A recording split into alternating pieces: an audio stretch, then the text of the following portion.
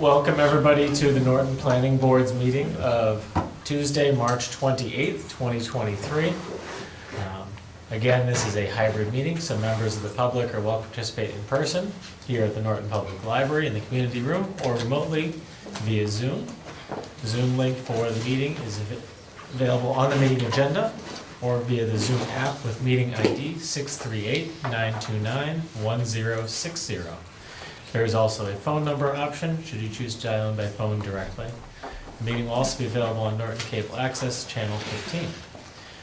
In addition, for future meetings, if you wish to send comments or questions to the board ahead of the meeting, please email them to Brian Carmichael, town staff, seated to my right, and we can read those into the record in the event you're unable to attend. So, with that out of the way, I'll call the meeting to order.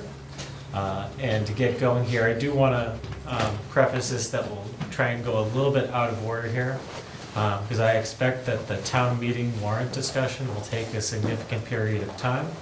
So we'll do our best to move through the public hearing section of the agenda quickly and efficiently, so that we don't have all those people waiting until the end of the meeting. So in terms of planning board business and policies, I don't think we have anything to discuss at this time. For bills and warrants, we do have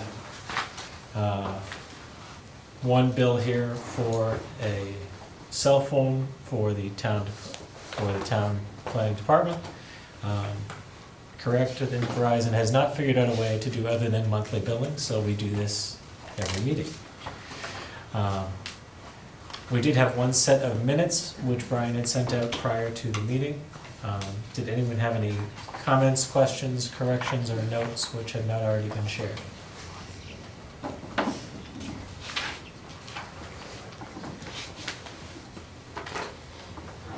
Motion to approve the minutes at 9:20. Second. Okay, we have a motion and a second. Is there any further discussion on the motion to approve the minutes of 9:20? Okay. As we're only in person, I'll just do one vote. All in favor, please say aye. Aye. All opposed? Abstentions?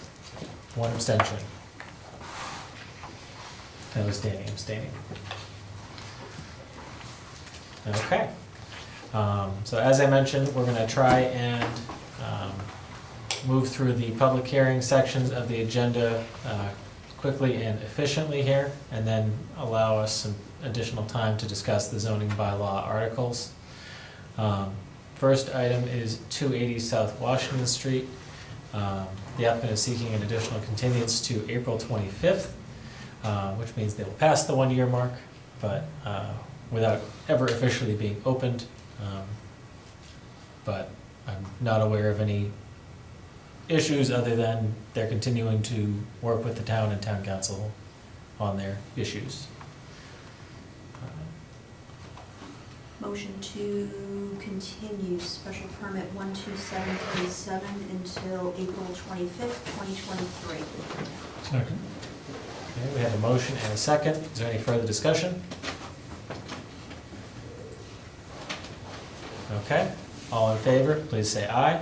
Aye. All opposed? Abstentions? No abstentions? Okay, so that is continued, and hopefully we'll be able to have it withdrawn eventually.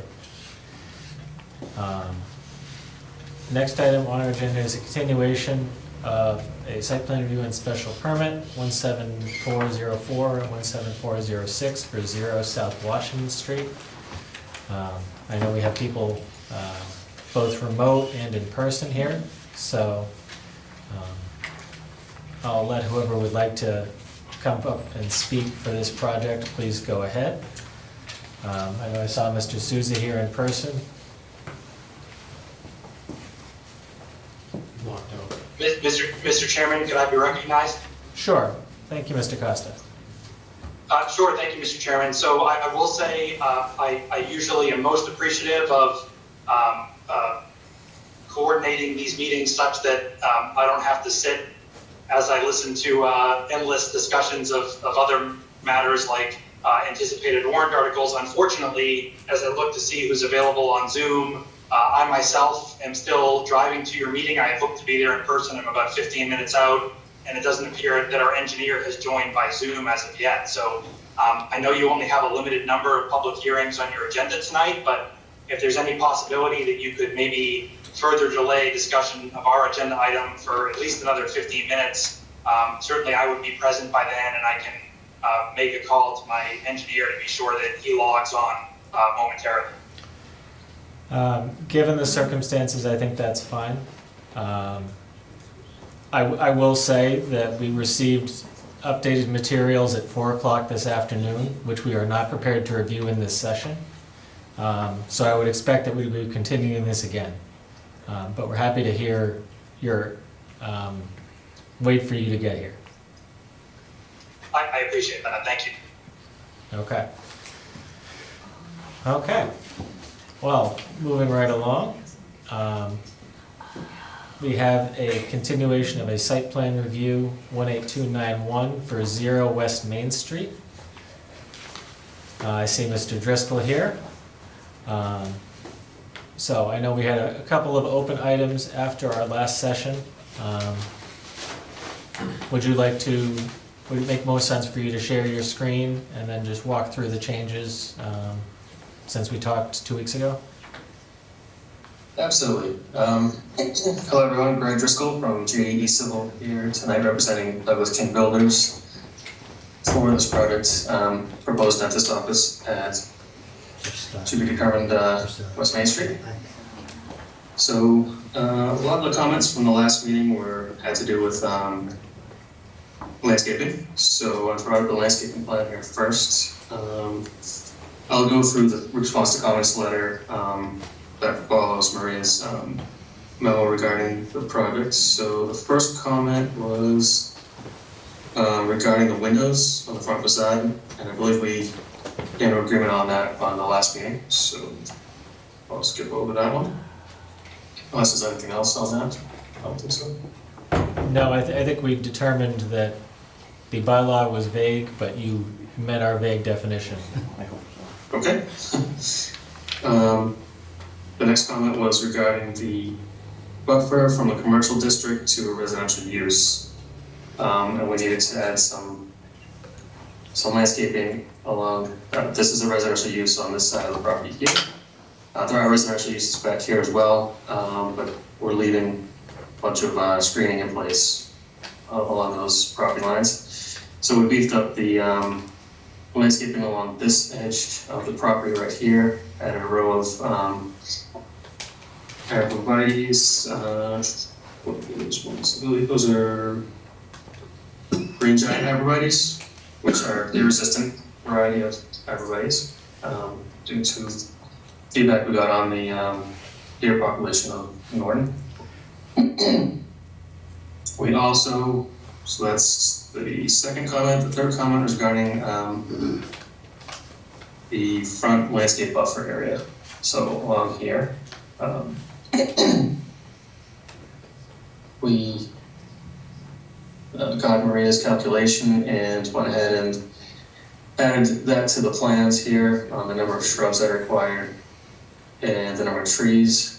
So it required 75.6. We provided 87 shrubs along the front buffer, and the trees required 8.4, and we have 11 trees shown along the frontage property.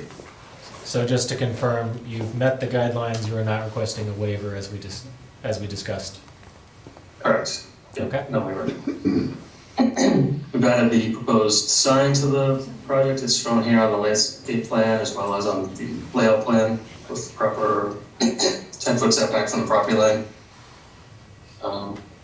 Just go back to the landscaping along the front. We have more shrubs along here, and I kept a grass area adjacent to the front walkway, just for an area to put snow when it's time to shovel snow, and anybody might be waiting for their appointment in the waiting room, they get a cell phone call, they go out here and they have a put a bench out there or something. But that's why I kept a little bit of grass here. We also have a bike rack shown right here as well. Let's see, what's next? So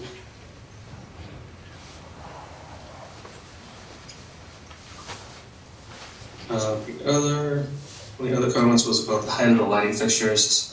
We had it called out correctly on the plan view, but on the detail, we had some conflicting information, so this now matches what's shown on the lighting plan and the plan view, the 20-foot max, and usually the base is about 2 feet out of the ground, so the actual pole is 18. So that's been resolved. Also, the last thing I believe was about the sign, which I just mentioned on the plan view. We also, on this sheet, added a detail for the sign,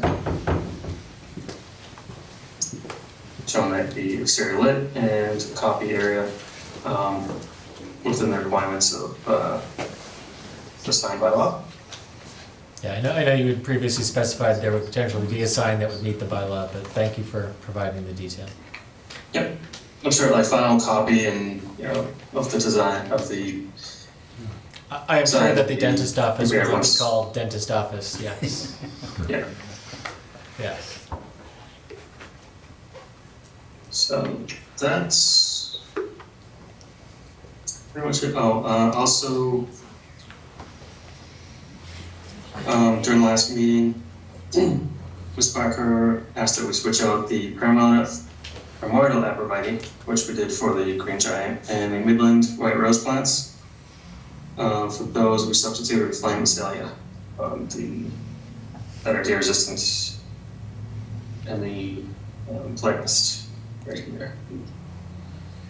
And I saw that there was a discussion that the pear tree is not the one that's the problem pear tree. I saw that back and And forth. that was the last point I was going to make about the question from the butter regarding the Bradford pear. So we switched that out. Actually, I think we already had the Jack pear called out before. I looked into the lifespan of both of those types of trees, and the Jack pear is supposed to last longer. That's pretty much everything. Okay. Any questions? I'll ask members of the board if they have any further questions based on the updates.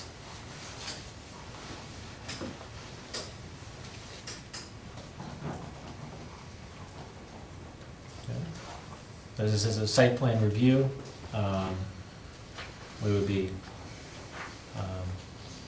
closing the public hearing and then taking action with or without conditions. I'll turn around and open up to comments from members of the public via Zoom as well, if there are any additional questions or comments for the board as it relates to this project.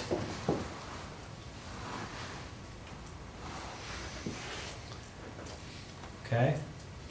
I got a bunch of no's shaking their heads in person here, so I'll give just another minute for anybody to come off Zoom if they're having struggles with technology, as I know I do at least 3 times a day.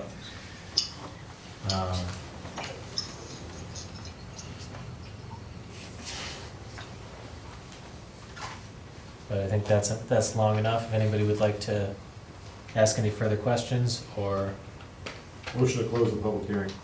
Second. okay. I think I heard Eric just by a hair for the second. Is there any further discussion on the motion to close the public hearing? Okay. Hearing none, all in favor, please say aye. Aye. All opposed? Abstentions? Okay. Public hearing for 0 West Main Street, SPR 18291 is closed. Do we have any further action related to this project? Motion to approve SPR 1829 And is that approved? with standard conditions. Okay, Second. okay. Thank you, Alan and Laura. Is there any further discussion on the motion to approve with standard conditions? Okay.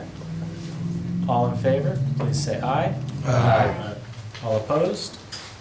Abstentions? Okay. Thank you very much, Mr. Driscoll. Alright, We'll get Thank the you. decision written up and get everything moving forward. All right, I appreciate it. I also have some feedback regarding your solar bylaw that you're gonna be discussing tonight, if you wanna hear it now, or if you want to hold up. I think we'll hold off until we get to that agenda item, if you don't mind. Sure. Thank you very much. Thanks. Okay. I think we're still waiting for additional members related to Zero South Washington. So we can move right along to the final item in this public hearing section of the agenda, which is SPR 18468 for Mansfield Avenue. This is an application to upgrade the utilities and sewer connection to the existing building. This is also right in town center, the old library building.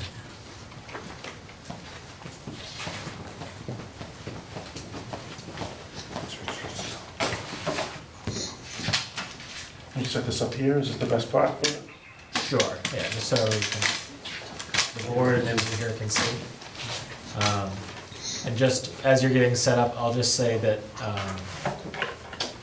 think you just sent some response to Maria's comments earlier today. So I'm not sure if the board has had a chance to review all of the latest submissions that you sent. But because we haven't talked to you before, we do want to kind of get the overview of the project and get you any additional questions that you may have. Okay. Rich Riccio from Field Engineering on behalf of the applicant, Library Square LLC. I also have Chris Pernock here. He's the owner of the project. This is the redevelopment of the old Wheaton Library at 4 Mansfield Ave. Basically, the owners are looking to redevelop this project under the new, I don't know how new it is now, Village Core, Center Core zoning district, to revitalize that area. We are proposing to provide some on-site parking for the facility. We maximize that out with 10 parking spaces, paved parking spaces, as shown on the plan on the board as well as on the screen there. There's not going to be any changes to the building itself externally. Everything's going to remain the same. And like I said, we are proposing some off-street parking. We have been before Mass DOT on this for the curb cut, and they've done an extensive review of the site plans, the drainage calculations, and everything that we've submitted to them. And the last thing they're waiting for to issue the curb cut is the site plan approval from the planning board. As Maria had mentioned in her comment memo, we did go before the Zoning Board of Appeals for a reduction in the required parking for the site, on site. Not knowing what the tenant's going to be in the building yet, we did do a conservative estimate of the required number of parking under the zoning, assuming the main floor of the building would be under your special uses category, which is the most intensive that I saw in there, of 1 space per 100 square feet. And then we assume the second floor and the basement area would be either an office service type use of 1 space per 200 square feet. Doing that, you come up with a required parking count on the site of 33 spaces. We did present that to the zoning board, and they did grant us the variance to provide 10 spaces on site, giving the limited area available to us on the property, and the fact that there is off-site parking available in close proximity to the site. Just quickly to go through Maria's comments, and like you said, we did submit this stuff. We turned it around as quickly as we could from getting her memo, because we did provide a more detailed landscaping plan that shows street trees along the frontage. We didn't want to do, I know that the bylaw is pretty specific on what it requires. We really wanted to try to retain the character of the front of this building with the historic nature of it, and that's been part of the discussions with the Historic Commission as well.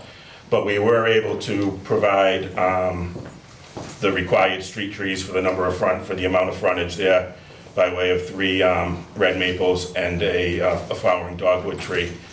We also have provided a mulch planted area around our proposed sign location here with shrubs, and also another mulch planted area dressing up the entrance of the building. The final landscaping feature we do have is we do have a small drainage feature up at the front entrance of the project, which will be planted with water tolerant species and has a rain garden.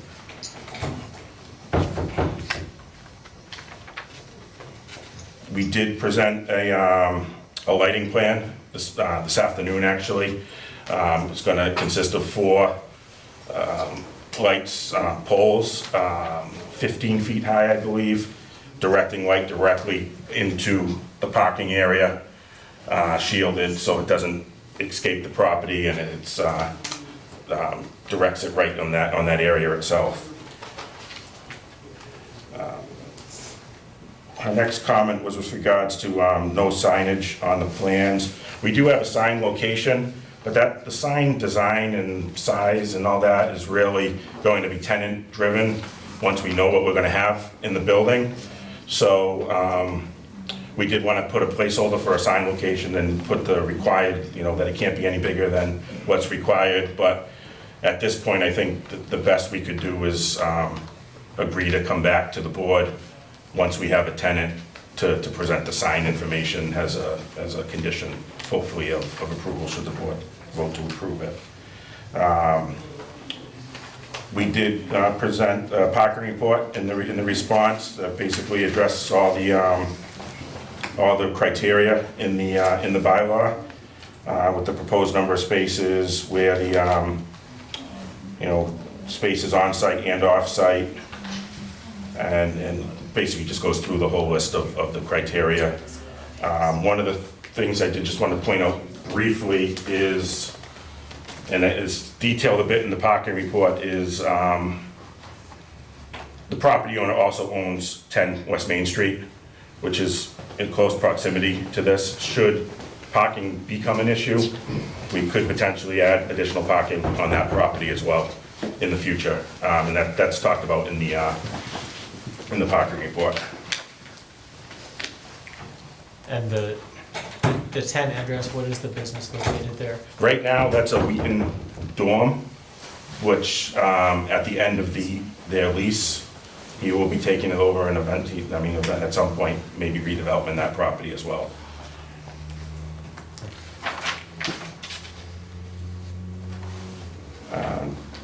Once again, just the landscaping plan was provided. The landscape buffer along the frontage shall not be less than 10 feet. We do have a 10-foot setback, and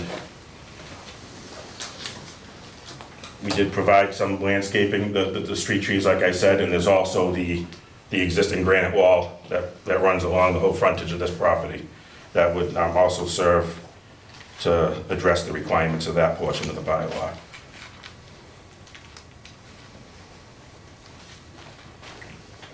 Her other comments were with regards to the size and types of the plants. We do have a plant schedule with sizes on the plan, and just to make sure their site distance isn't obstructed from the driveway, we did show the site distance triangles right on the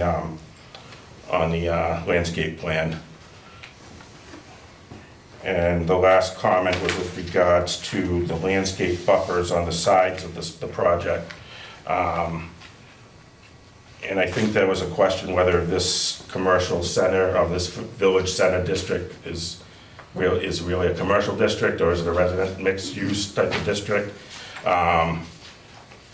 We don't have much space to provide the buffer that's required, so we would need to request a waiver from that if the board determines that a waiver is necessary. On the south side of the building, we're not touching any of the existing vegetation over there. And on the north side, that's where the parking is. We are maintaining that wrought iron fence that runs along, improving it where necessary. And also, one of the comments and concerns of the zoning board and the abutters was the concern of potentially cars entering the neighboring property. from here going into the property there through that fence. So we're actually also proposing to put a row of structural bollards, decorative bollards across that in front of the fence with the chain. Don't That- go through here. Yeah. Yeah, so it'd be, structurally sufficient to hold the car back. There'll be one at the point of each parking space. And also we'll make sure it's aesthetically pleasing to the neighbors and the Historical Commission and Mass Historical. So just to kind of restate, you're looking to redevelop property, the parking estimates that you submitted to zoning are estimates based on potential uses. Correct. They ready to get the variance for that, and we don't know what would go in here at this point. Correct. And as I mentioned in the parking report, we would have no problem, once we have a tenant, assessing the actual parking use and providing an updated report based on the tenant that's going to be there for the board's review and comment if necessary. There's certainly not a whole lot more you could put in terms of parking spaces. Correct. In that site. So, Maria, I'll ask you, since I know a lot of the changes in response to your comments kind of came in today. Have you had a chance to review the responses, and do you feel that they've met the different criteria that you highlighted? I reviewed the responses, but I haven't had the chance to look at the plans. I'm supposed to be taking sick time until Thursday, and I've just been checking emails. But I can take a look at them this week and get you an updated review of the landscaping plans. But they seem to have addressed most of my concerns, if not everything. I just haven't had the time to do a thorough review of the plans yet. Okay, thank you, Maria. Of course. Okay. Any members of the board have any additional questions? Obviously, I'm not sure if everybody has had a chance to review the updated submittal.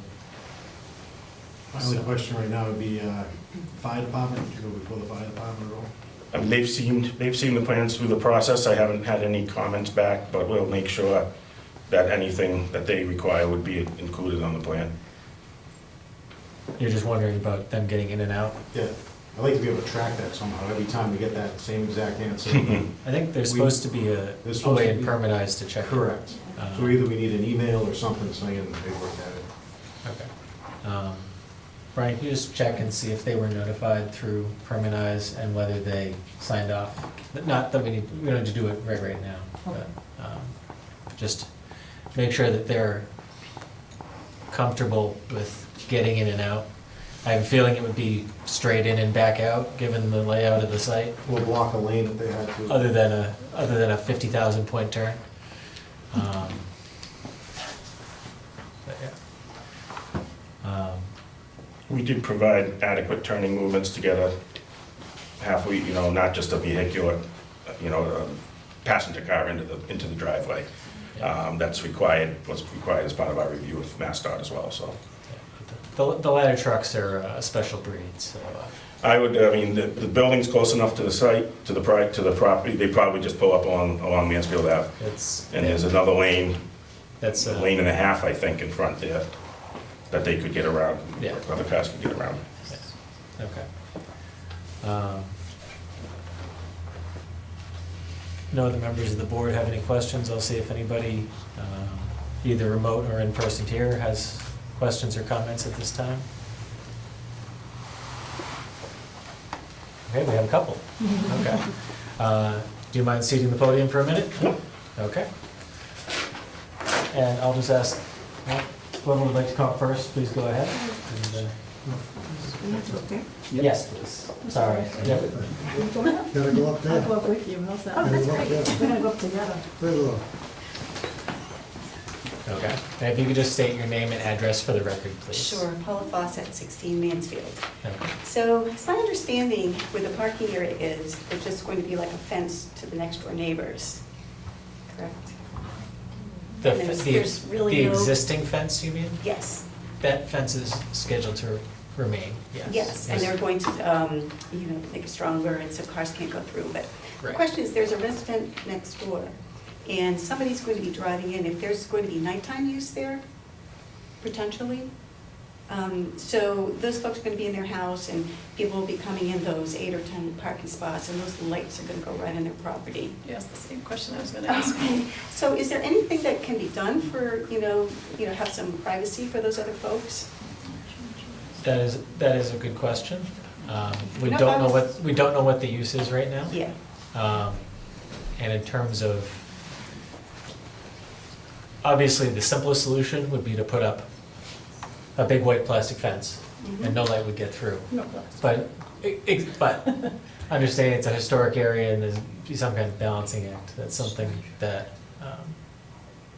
that's something to be considered as part of the project, definitely. Sure, some greenery, I guess there's no room for greenery, arborvitae's or something to, It would be tight in that area, yeah. because that would be more appropriate with the neighborhood. So, because there's lighting for the building and then lighting from the cars. Yeah. Again, depending on usage, but I would think that'd be a big concern for the neighbors and any future development in the area, if you're a neighbor or Yeah. resident. The lighting on the site is directed down, Yep. and it stays, so you have sharp cutoff, so it doesn't go off the property. But yeah, the lights from headlights are definitely something that would obviously go horizontally. Sure. Okay, that was just my concern. Thank you. Sure, thank you. Sandra Nicholson at 10 Mansfield Ave. I was also wondering if there could be some kind of a schedule or something so that the lights don't stay on all night long. I understand they want to protect the property, maybe if they even had every other light on or something, when it got to be a certain time of day or night rather. Just again, to keep us, able to sleep and whatnot. Maybe that board at the property. Stay right here. My name is Robert Patton. Sandra's my daughter. She owns a house on 10 Mansfield Ave. I have a few comments, and primarily to Rich Riccio, who's the designer. I know him well, from field engineering. My first concern is, has the applicant applied for a curb cut permit yet? They stated that they have, So- and they have. I It's should with- apologize, I left my hearing aids home. Might think I was in the library or something. Yes, they've applied. Mass DOT is waiting for this to be approved to say yes. It can be approved? Mass DOT, they've applied with Mass DOT. Yeah, and they've approved it. Mass DOT is waiting for us. I'm sorry, Mass DOT, Is waiting The state is waiting for for us the planning to, board, yeah, their input. okay. so we're first, the state's second, Because for once. There's a few standards that do not comply with Mass Highway standards. One is the width of the driveway for a commercial driveway. Their standard is 24 feet, shown on the plan is 20 feet. Their standard for sidewalks is 5 feet. The plan calls for 4-foot sidewalk curb cut.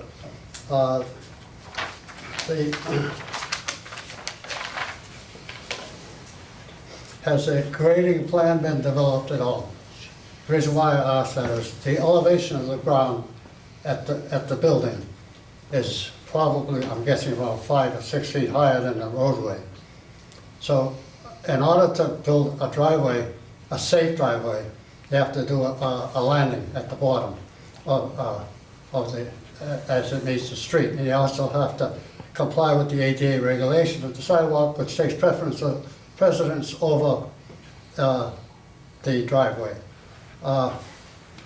So I didn't know if a grading plan had been developed yet or not.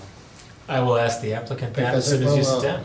it will impact the fence on the side. And it'll also impact those parking spaces that'll be on quite a steep angle as well, as you're going up to grade. Oh, yeah. We want a nice driveway, not a ski ramp, understood? Want the water to be, Yeah. safe. Well, I don't know if the Mass Highway will allow a commercial driveway that close to a an intersection of two very busy streets. So again, I don't know if I think you should get the comments from Mass Highway before you approve it, in my opinion. Let's see.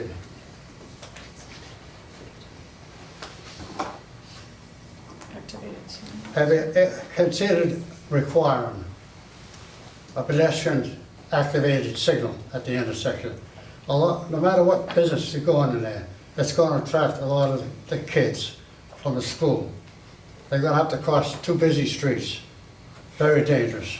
Also, the Route 140 through the intersection is secure, to say the least. And anybody, if you put the crosswalk up on 123 on the north side at 140, people coming around from Taunton, 140, they won't see anybody crossing. So the crosswalk can only go on the opposite side of the street. But again, that intersection is so heavily traveled and impacted, the level of service is going to drop crazy, because you're going to have to stop everybody just to cross them. But that's the only safe way to do it, to have a pedestrian crossing.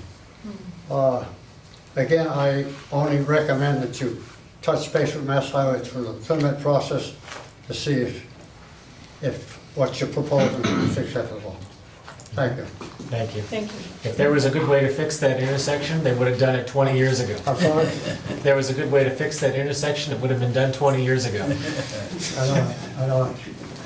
We just want to keep it safe. Agreed.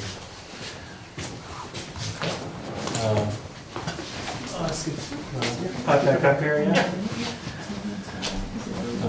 I have learned better than to get in between two engineers discussing engineering. So I know you've been in discussions with DOT Yes. about the driveway, Yes. with those requirements. With the grading plan Yep. and the lighting, I'll just ask if you can just walk through those two aspects that were raised. We do have a complete grading and stormwater management design that's been presented to MassDOT and approved. I know part of the concern was, and this was raised at the zoning board as well, was the water that would come off of this property. As part of the MassDOT review, they don't allow a drop of water to leave the driveway on the site and get into the street. That's one of their standards that we're bound by. Even if there's water coming off the site now, as on a redevelopment, you've got to intercept all that. So as part of that design, we have a trench drain that cuts across the driveway.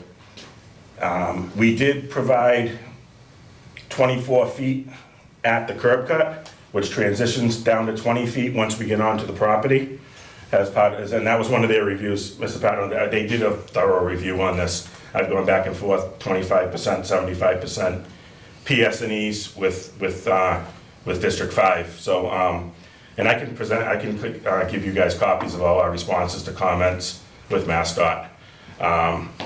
We are matching the existing sidewalk, and we do have a flat platform area at the curb cut to get onto the street. And then we do traverse upgrade in this area here at about it's like a 7 or 8% for just this one little section here, and then it flattens out. We were able to tie back to existing grade along this side here, so we wouldn't be impacting the fence.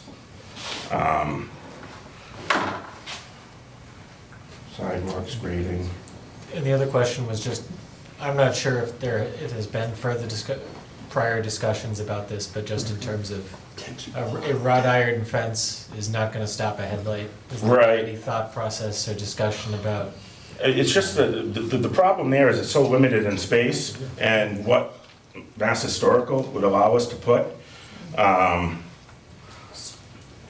If the answer is you don't feel. I don't think there's anything there that we could do other than encourage people to back into their spots so you're looking at brake lights instead of headlights. I mean, something like that is, but there's really nothing, you're not gonna, And then the parking lot lighting itself, like I said, is shielded down. There is a photometric diagram on that lighting plan that shows that we're down to like 0.3 foot candles here, which would only go further down to 0 once you get to the property line from the lights that are pointed down. If the answer is there Yeah. isn't something that fits with, that the Historical Society would approve that would block the headlights, then that's the answer and that's how we have to look at the project. So, yeah. And then just to talk really quickly about the sidewalk, the crossing stuff has come up a bit in the past. And we did look at where these people would go, if any of these people were parking to get to the site, they would have to come down this sidewalk and cross here. And that's, I mean, they're not gonna cross here. They're not gonna cross there safely. On their own, Or right? legally. Right, legally. That's the challenge. But I mean, it's, we're limited to what we can do there too, and Mass Highway did not comment on the pedestrian access. They did see this plan as well, to the site. They didn't ask for any kind of additional signal at that No. point. Yeah, no, I know we looked at ways to improve this intersection over the past 5 or 6 years, and there were a lot of options, so. As I think I stated in jest, if there was a good way to fix this intersection, it would have been done 20 years ago.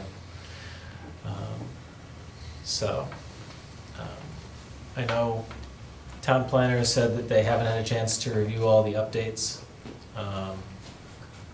Are you opposed to a continuance to another meeting? I know Mass DOT is waiting on us, but. The only thing, I would request is that we meet again in 2 weeks. I mean, I'd like to, I don't think, I believe our given next meeting Maria's- is the 11th.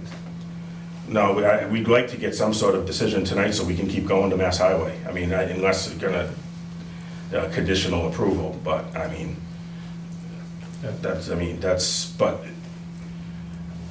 I just don't think, we've been going on so long with this project, and Mass Highway is the last step, and we just wanna get going. We know by the time we get a tenant, we're gonna be back here before you guys again, most likely, to finish, what we're talking about. And I think we could address anything if Maria or the board came up with any additional comments and conditional approval, but that's at the board's.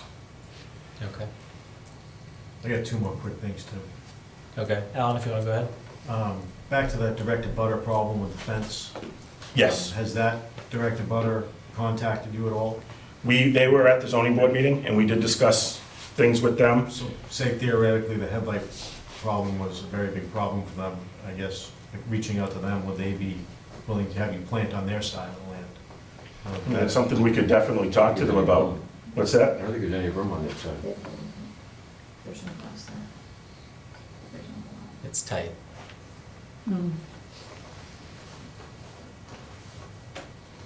It's a potential suggestion. It's a suggestion. Number 2, handicap spots. You don't know the use, you don't know how many handicap spots you're gonna have. Go ahead. Sorry.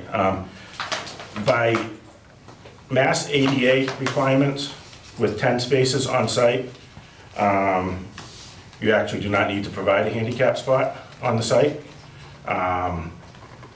The federal requirements do require one for parking lots from 0 to 25 or something like that. We do have one handicap spot with a accessible walk into the building on the site. That would be my only other thing, It's like where's the handicap entrance to the Yeah, building? it's the first. far back, yeah. That's right. So there is that is accessible in the back of the Yes, building? yes, that's all to the proper grade, and Okay. So, Maria, I see your hand up.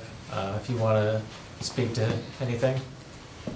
Yeah, just, I don't have it in front of me, but I know that you do need one ADA spot, and to my understanding, you need at least one of those spaces need to be van accessible, so does the one space need to be van accessible, or can it just be a regular spot? to the engineer. He's coming back I'm out. coming back.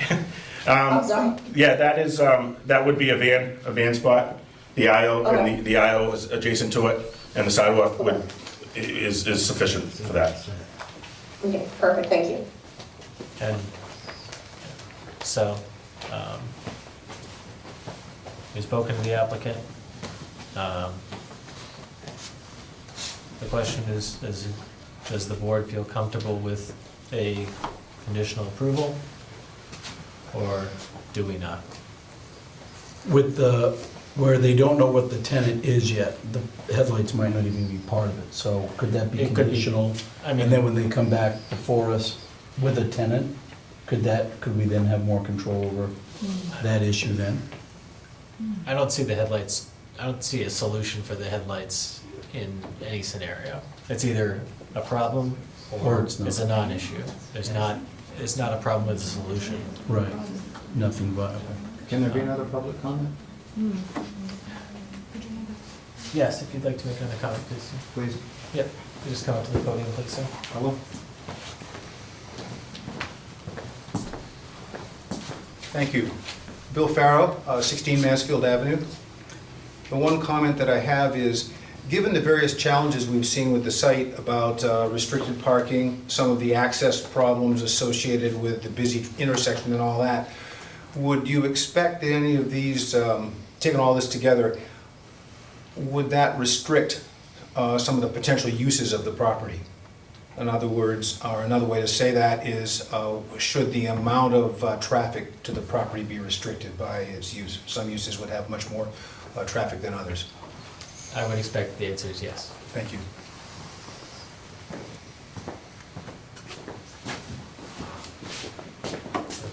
He wants to get up. It's me again. We're making you work tonight. It said showing a new plan that I hadn't seen before. The upper left-hand corner had a detention pond, a pool. That aesthetically is terrible for that site. You gotta come up with and I know you have to do it, I know I've designed a few myself, but you could come up with a double-headed catch basin, just a slight swale, not a pool, because it ends up, all the garbage, all the papers, all end up in that hole. And that's what's gonna happen, and now's the time to hit it, and bite it in the butt, speak to conservation, maybe they'll allow you to come up with another alternate to that suggestion. Thank you.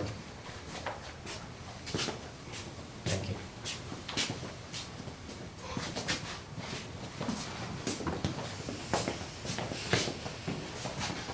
Can I just to respond to that, the small puddle we're looking at there is about 2 feet at most deep. It's gonna be planted with a number of shrubs and act more as a rain garden area as opposed to a detention basin.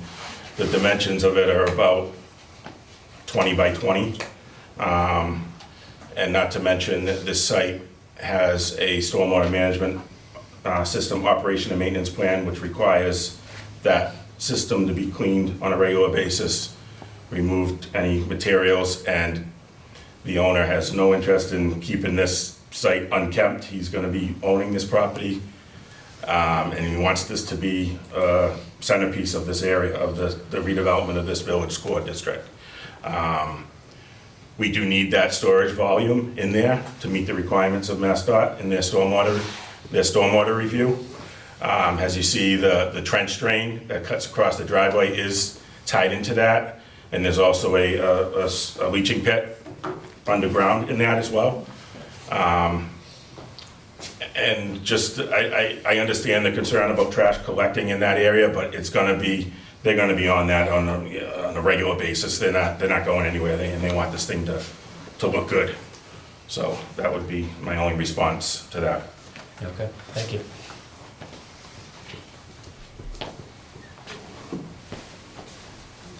So I'll defer to members of the board if we One more feel person back here. that, Is that someone else with their hand? oh, I'm sorry, yeah, if you'd like to come to the podium, please.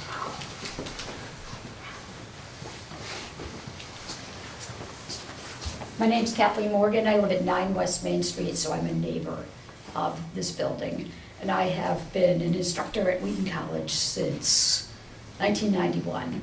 And in all the time I've been there, I've seen that beautiful building sit empty, and I've seen it be vandalized, and I've seen it come apart. And I am very much in support of what I understand Chris' intentions for this building are. I would like the planning board, the board actually, to consider the difficulties of keeping the historical nature of this building and also not letting it sit there for another 30 years where it won't have its historical appearance anymore because it will fall apart. So there has to be some give on some of these things, or that space will never stay as they have done such work to restore it. So, thank you. Thank you for your comments. Okay, I've learned my lesson. I will turn back around here and see if anybody else has their hand up. Okay. So again, to the members of the board, I think the questions are, the applicants responded to Maria's comments with an updated landscaping plan and different things. Do we feel comfortable with a conditional approval that the site plan meets our landscaping guidelines upon further review, and that the applicant comes back to us when they have a tenant? Or whether we feel it's more appropriate to continue this to our next meeting and make sure that we've had enough time to review the documentation and maybe omit that condition. My only concern would just be the fact that Maria hasn't had a chance to look over it since it was just today. I know she had mentioned something about being out sick as well. So that would be my only concern. I don't know if she could speak to that at all, but I feel like she has a really great grasp of the situation, and I would just not want to move forward unless she also felt comfortable with it, given her knowledge of all the details here. That's what we'd be doing though, with the condition that she approves it, right? The condition would be that she would have, She would that it have would, time to Okay. do it. that it Yeah. would pass muster of all the bylaws. Yeah. Yeah. All right, that makes sense. Yeah.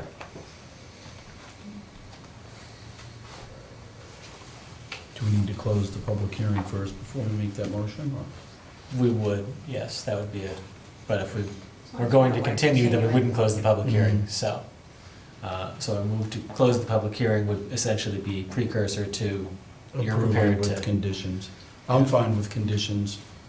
I think we can do it with standard conditions plus probably 3 others. Yeah. Okay. So if anybody would like to make a motion to close the hearing. So moved. Seconded. Okay, thank you, Alan and Jim, for the motion. Any further discussion on the motion to close the public hearing for 4 Mansfield Avenue? Okay. All in favor, please say aye. Aye. All opposed? Abstentions? Okay.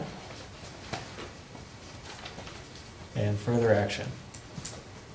Motion to approve SPR 18468 We have to do the condition, right? with standard conditions and also conditions that will meet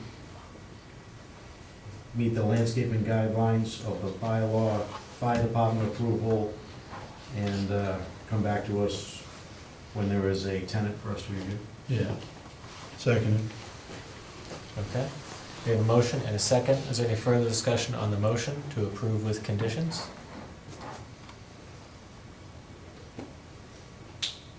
Okay.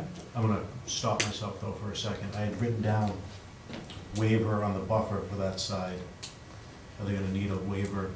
They did request a waiver for the buffer, So we yes. don't need- So we need to add that to the motion, yes. So I would amend the motion to waive the buffering requirements on that north side? Yeah. North side of the property. Seconded. So the buffer requirements on the north side of the property would be waived, but otherwise would need to meet all landscaping bylaw requirements. Okay. So does the second still stand? Does. Okay. Is there any further comment on the motion? Is Maria's hand still up, or is that an old one? Yes. So the waiver, is it for the frontage part of the landscape or the one that, on the side? Because I think they might need waivers for both. Or is it for all buffer requirements? They stated that they met the tree requirements on the front, Okay, because of the the maples. sidewalk being there? Yes. Okay, perfect, just want to double check. Thank you. Yep. Okay, so we have a motion and a second. I'll ask one more time if there's further discussion, just to make sure. Okay. All in favor, please say aye. Aye. All opposed? Abstentions? Okay. Thank you very much, everyone. Thank you. Okay.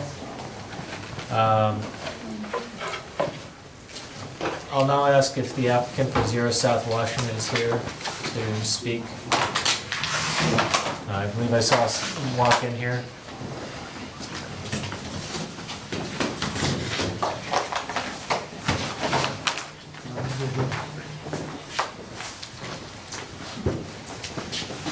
So whoever would like to speak for 0 South Washington, please come forward.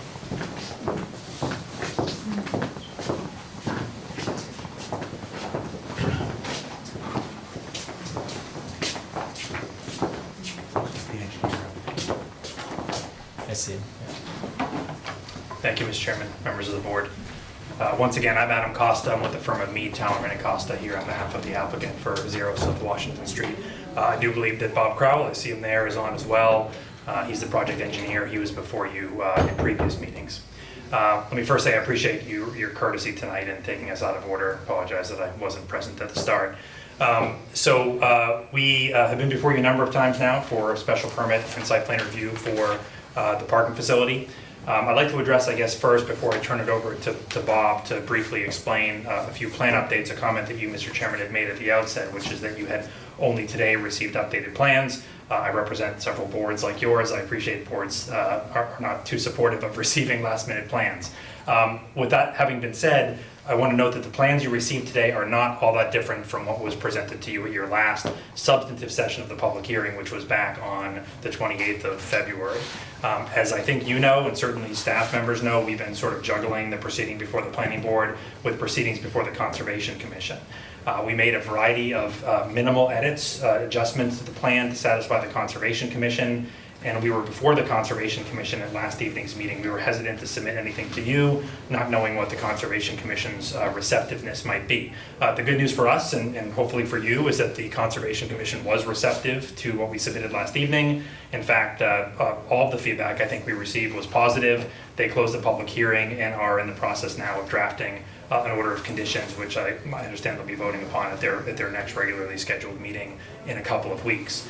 Effectively, and again, Bob will discuss it in some detail, the adjustments we made, as I said, were minimal. We shrunk ever so slightly by about 1,200 square feet the footprint of the parking lot facility area. We did that primarily or solely to bring the entire parking area outside of the 200-foot riverfront. You might remember at the bottom left corner of the plan that you're looking at on your screen, you can see the dash line, which represents the 200-foot riverfront buffer. There have been numerous requests by the Conservation Commission that we provide a more in-depth alternatives analysis. We began that analysis. We looked again and again at the site, and we determined that we were going to be able to make some adjustments to not impact that buffer zone whatsoever. So that's been eliminated. We also got feedback from the Conservation Commission that it wanted to see the location of the dumpster pad, which we added to the site at the top left corner, and it wanted us to better delineate snow storage areas on the site. The Conservation Commission understood that we may from time to time use some of the excess parking spaces because Amazon doesn't intend to use every last space on site in the worst of winters, certainly not this winter, but if we get a winter where we get several feet of snow on the ground at once, we would have the ability to use some parking spaces. However, there was a request that we show some snow storage outside of the parking areas, which we've now added to the plan in a couple of locations at the top left corner, which would be the northwest corner of the site, as well as just south of there around the bend there's additional snow storage in that location as well. And then finally, a request that your planning director had made both at the last meeting and in the last couple of staff memoranda that she prepared was that we also designate a third ADA accessible parking space on the site. I don't know, she had referenced in the memo she issued back in February that she had been in contact with the Commission on Disabilities to see whether that was a requirement. I read the applicable Code of Massachusetts regulations. I'm not so sure that for a private site of this sort that's not accessible to the general public that these handicap accessible or ADA accessible spaces are required, but we can easily fit them on site, so we designated them on site. No sense in even having the debate if we don't need to. So those 4 sites are marked, and one of those 4 sites is van accessible, which I understand was a request that your planning director had made as well. So really the plan that you received today, in addition to reflecting those minor edits, was meant to address what was the greatest substance of your last meeting back on the 28th of February, which was landscaping. You had requested additional landscaping, more robust landscaping along the streetscape.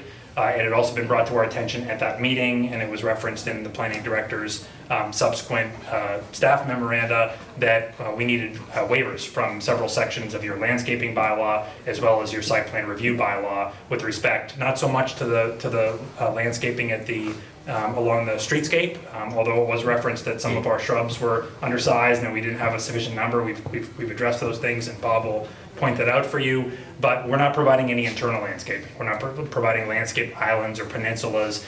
We explained to you last time that we thought, and we hope that you agreed, that that was a requirement to your bylaw because it was tailored more toward traditional parking areas that were maybe pertinent to a retail establishment or a shopping plaza or something like that, open to the public. You want it to be more aesthetically pleasing, provide additional buffer. And so we've not provided any additional landscaping to the interior of the site, but we have submitted, and I provided a letter to Thank you for Maria crossing the today. T and dotting the Yes. I. I did. So we're seeking 4 waivers, and I did have a footnote here saying we might need a 5th partial waiver. I've confirmed with Bob Crowell we do not. So we're only seeking 3 waivers. The first is from section 18.6B, which is the section that deals with landscaping, which requires perimeter and interior landscaping. Again, we don't need that waiver for the streetscape, but we need it for the perimeter, the remaining perimeter, as well as the interior of the site. And then sections 15.610 and 15.611, which 15.610 requires berms and screening from adjacent properties, and 15.611 requires those landscaped islands. So there's a bit of redundancy there between the 2 sections or 3 sections of the bylaw, but those are the sections from which we're asking for waivers. So, our hope was that we would be able to close things out tonight. Again, I appreciate that you only got the plan today, so ultimately I'll defer to the board. But we have been at this since before the holidays, so we're hoping to try to close things out sooner than later. But Bob, do you have anything specific that you want to add or you want to highlight on the plan? I would really encourage you to address the landscaping in some detail. I see it at the bottom of the page there. Maybe you could scroll up a bit or zoom out. Okay, we have more shrubs than Maria had pointed out. We have 191 shrubs altogether. We have 10 large shade trees along the edge. The person I had do this, I worked with them 25 years ago, and I use them on projects of this size and larger. And this is what he does full time. He's a landscape architect. The shrubs that he notes, those are the size of the shrubs as they are to be planted, and they will be 3 feet in height or 3 to 4 feet in height when they fully grow. The shrubs and the evergreen shrubs, they do grow above 6 feet in height. And when he first sent it to me, he had the larger shade trees up against the property line, and I had to move those, and I wanted them right against the edge of the landscape buffer closest to the parking, so we don't affect the street, the street view or the sightlines. site distances. Bob, can you zoom out a bit? We're looking at the screen here. He's and- driving the screen. Oh, okay, I'm sorry. Sorry, Brian. No, I just wanted to make sure the members could see it. I imagine he has it. Bob, do you want to share the screen so you can kind of navigate a bit? Who had the screen up there before? It was okay to me. Oh, okay. Okay. You're good, Brian. So we talked about the shrubs. Am I correct in understanding from the discussions that you had conservation that we've gone backwards in time and we're no longer having electrical vehicles on the site? Yes, and so there's a few things driving that. Most principally, Amazon doesn't want them. Amazon has explained to us, and Dave is in the back of the room and will correct me if I'm mistaken because I'm getting it second or third hand, and I have seen it partially in writing. Amazon is telling us that they simply don't have enough, at least at present, electric vehicles to justify the need for the EV charging stations on this site.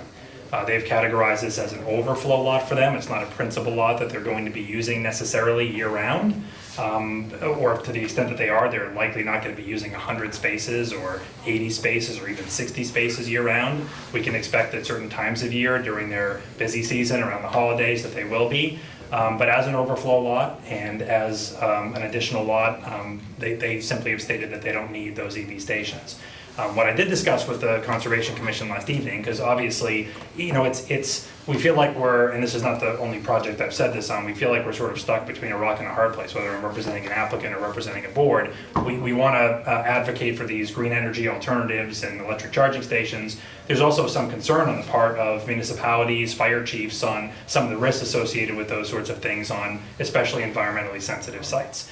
The reality is, I think in the future, and we've been in talks with Amazon, they have I think a 10-year plan in terms of expanding their fleet of vehicles to include many, many more electric vehicles. I suspect that at some point in the future, we'll likely be amending the site plan to add electric charging stations on the site. And at that point, depending upon the sizing of those stations, we may need to adjust the striping of the site and reduce the overall number of spaces. By eliminating the EV charging stations, what we were able to do, coincidentally, and I guess it is an environmental benefit on the back end, is shrink the overall footprint. That's part of why we shrunk it, because we reduced the size of those spaces. We're now out of the 200-foot riverfront. So you can understand how, from a perception standpoint from the board, it's gone from no EVs to EVs to no EVs again. Yes. So we've been yo-yoing back and forth on that. I can appreciate that. So, other than the new locations for the snow storage and the removal of EVs, and the slightly shrunk footprint out of the riverfront, are there any updates to the plan to discuss at this point? No. Given that, I know I haven't a chance to go through everything in detail, so. Sure, so nothing that I think will be of particular interest to the planning board. What we did do is we added a couple of additional sheets to the plan with some wall details, because the Conservation Commission had some concerns about the proximity of the wall to the 25-foot no disturb buffer. And so I saw those conversations, yes. Okay, so we added some wall details to the plan. We had, in fact, the site supervisor who will be constructing the wall present at the Conservation Commission last evening to address the construction process. To confirm for the Conservation Commission that wall can be constructed entirely and will be constructed entirely from the interior of the site, so there's no need to go on the opposite side of the wall into the 25-foot no disturb buffer for purposes of constructing the wall. We discussed, long-term maintenance and lifespan of the wall.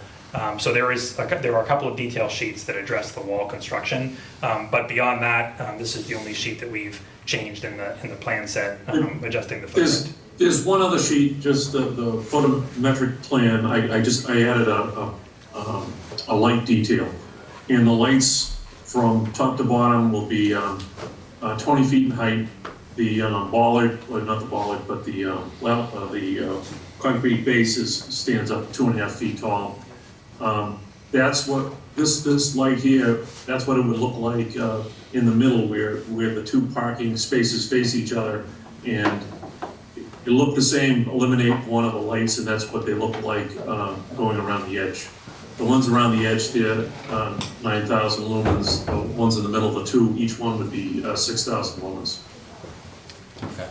And although you can't see it or read it, I don't think, on the screen. All those what look like dots on the screen are the foot candle measurements, as is typical of a photometric plan, and show that there's effectively 0 foot candles at the outskirts of the site. So there will be virtually no glare or light spill onto adjacent properties or onto the roadway.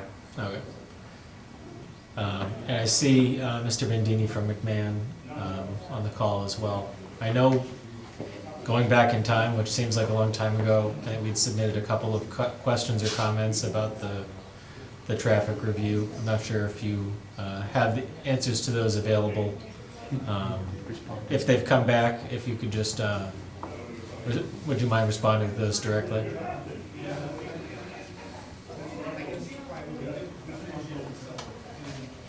Did you hear that, Jeff? Yes, I'm here. Yes, for the record, Jeff Bandini, project manager with McMahon. So we performed the traffic impact study for the development and presented our findings at the last planning board hearing back on February 28th.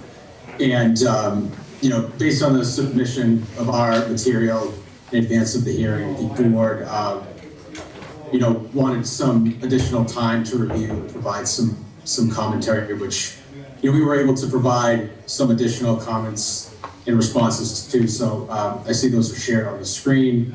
So if you want me to just walk through them one by one, I'd be happy to do that. The first comment was just to provide the appendices, I guess, when we submitted our original study. Due to the size of the document, the appendices were not included with that. So we in turn provided that material to the town as part of the responses. Yes. The second. Yeah. I'm sorry. Did you? We don't need to. I think more just the second one obviously I think speaks to itself. I think we have a letter to that one as well. But in terms of specifically to the calculations and the traffic specific questions. Okay. The third comment was just a little bit of a clarification based on our traffic operations that we considered as part of the site. Again, it's our intention to coordinate with Amazon, the end user, to verify that the delivery operations are not anticipated to overlap with the peak periods of the adjacent traveled roadway. 7 to 9 in the morning, 4 to 6 in the afternoon. Again, is to provide efficient operations for not only the site, but to make sure that the intersections within the study area are operating properly. Again, just to speak a little bit to the results of our traffic study in relation to the number of parking spaces. So we had considered a much larger outlay of proposed parking spaces based on what's considered now. So any considerations that we made in terms of the results of the traffic study certainly at this point represent some sort of conservative estimate based on the reduction in number of parking spaces to 100. So that would in turn impact and minimize the amount of traffic that is both entering and exiting the site and associated movements with each of those spaces. So I just wanted to point that out. Yes. Relative to comment 3, because that's kind of been a little bit modified since we had provided responses in this letter. Yeah. All of the traffic impacts would be reduced proportionally, obviously. Yes, essentially yes. So I think comment 4 pretty much addresses the same thing relative to shift operations, so I won't provide any additional feedback there unless the board has any sort of specific questions related to that.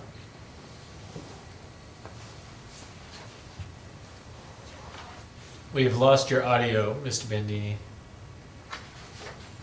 Okay, can you hear me okay now? Yes, we can. Okay. Okay, great. I just saw mouth movement and no audio, so I wanted to make sure I stopped great. before you got in a roll. Happy to be back. So comment 5 talks about projected average vehicle delay reducing, and that just has to do with the particular movements and gaps associated with each of the turning movements. So again, I'll just reiterate some of the conclusions from the traffic study that, most critical movements within the study area aren't expected to be impacted by the increase in traffic volume associated with the site. Again, the one intersection at South Washington Street at Route 123 is, currently under construction for installation of a traffic signal. So that would improve operations at that location. Comment 6, that talks a little bit about the reduction in the level of service. I think I just mentioned that was relative to the installation of the traffic signal. Right now the North Washington and South Washington approaches operate under stop control. So again, you have to wait for a gap in the traffic along Route 123 to access the adjacent roadway. Once this intersection is under signal control, the operations would be a little bit more evened out between both Route 123 North Washington and South Washington. So that'll be certainly a favorable outcome for vehicles that will be entering the site from the Route 123 ramps. Again, as we kind of developed as part of the permitted vehicle movements as part of the site design. I'll just reiterate that no vehicles will be turning left out of the site, towards that intersection. If any vehicles exiting the site would be going through the North Washington, South Washington intersection, they would do so by virtue of taking a right turn out of the site and then finding their way back to that portion of the study area. So I just wanted to make mention of that as well. Comment number 7 talks about the stopping site distances. I know Bob had mentioned that with relation to the landscaping. The short answer to this is yes, that the larger trucks do have different factors relative to the intersection site distance. So that's for vehicles exiting the property onto the adjacent roadway. However, as we're not planning on having any sort of heavy vehicles associated with entry and exit on the site, that factor wouldn't come into play relative to this site. And then the last comment was on data from, was talking about our data collection, how it was seasonally adjusted. And that's basically just a clarification that the traffic counts were collected on a singular day, and that the seasonally adjusted volumes are based on traffic counts that were taken for other urban principal arterials in the month of February, and the traffic counts were adjusted accordingly to, again, confirm that the analysis that we conducted as part of the study was, not being understated in terms of taking traffic counts during a perceived month of low traffic volume. So we're able to account for an average condition when conducting our traffic study and the analyses that is included within. Okay. So I'd be happy to provide any additional clarification on any of those comments, or provide any sort of additional commentary on the results from the traffic impact study that you will have received. Maria, I see your hand up again. Despite your best efforts to not participate here. Sorry. I had received a call from an abutter who was concerned that the traffic study only did one day of the week when the standard is usually a full week. Was there a specific reason why you only took one day of data? Is it because of the type of use, or is it just a lack of time? Or I just know that they were concerned about how that might affect the study overall. I know it wasn't adjusted, but No, I understand. That's a fair question. Depending on the type of facility, sometimes for developments where we anticipate some fluctuation in traffic, we'll take data on certain days. Like, for instance, if we do traffic study for a retail parcel, we'll look at counts on, say, a weekday and then a weekend, because we want to make sure that we're measuring impacts for both time periods. Whereas for something like this, where we want to measure, we're basically taking the amount of assumptions based on the relative amount of parking spaces at the site. So we weren't adjusting our assumptions based on day of week. We were just saying it's 100 plus spaces, and the amount of vehicles entering and exiting associated with that wouldn't impact the fluctuation of traffic along the adjacent roadway. likely a strong case to be made that if we went out and took, traffic counts on a Saturday or something based on the industrial uses and through traffic, that you might actually see less traffic during the weekend. So we wanted to make sure that we were taking a conservative estimate. Again, looking at the entry and exiting vehicles associated with the number of spaces, which again, I'll just mention that, those were kind of high level assumptions at this point, considering that we're proposing less spaces than we were originally. And I'll also note that I took one of your charts showing the percentage of heavy vehicles traffic going through the site despite signage prohibiting it, and shared that to town staff for another committee to take a look at. So, thank you. Okay. Yeah, we did just if I could, we did discuss that a little bit last time. We did note that it was saying no through trucks, I believe is the text that was used on there. So again, we're trying our best to combat that by having the exit vehicles turn right to make their way towards the industrial park, which is much more, suitable for heavy vehicle traffic than South Washington Street. Thank you. So I'll ask members of the board if they have any other questions they'd like to ask at this time. If we do wish to continue this to a future meeting, I would ask that we take some time to review and submit any questions through Maria and Brian to the applicant to make sure that we have any answers that we need prior to our next session.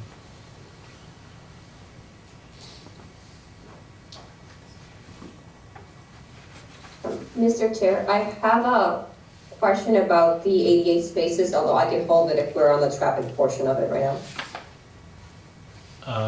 I think we've moved off traffic. I think the applicant said that they did note the ADA spaces on the plan. Yes, so I did speak with the Office of Disabilities 2 weeks ago, and there was some confusion because they rarely see parking as a principal use, but the consensus ended up being that wherever there are employees, there should be accessible spaces. It gets really hard to know where to locate them though, because their spaces would need to be located wherever the fleets are going to be parked, but I know there are no assigned parking spaces for the fleets yet. So where the spaces need to go is confusing. But maybe at the entrance is necessary, but they will be required by federal standards. Yeah. That's what I heard from them. Yeah. And that's essentially where they're located on the plan now, so. Okay. Are the fleets going to be located in any specific part of the parking lot, or is it just going to be a come and go wherever there's room? Because that's another question they asked me and I wasn't sure how to answer. My understanding, Maria, is that all of these drivers are independent contractors, so that my assumption would be that they're going to park in whatever spot they feel like. Okay. Is that? At the Amazon lot in Kingston, they have numbers on each spot. I'm guessing once they get the thing operating, they'll have assigned parking spaces. Okay, perfect. Thank you. Worst case, they pick their own spot. Yeah. Thank you. Okay. I think we've addressed pretty much all of the concerns. The fire department, they got back to us, they reviewed everything.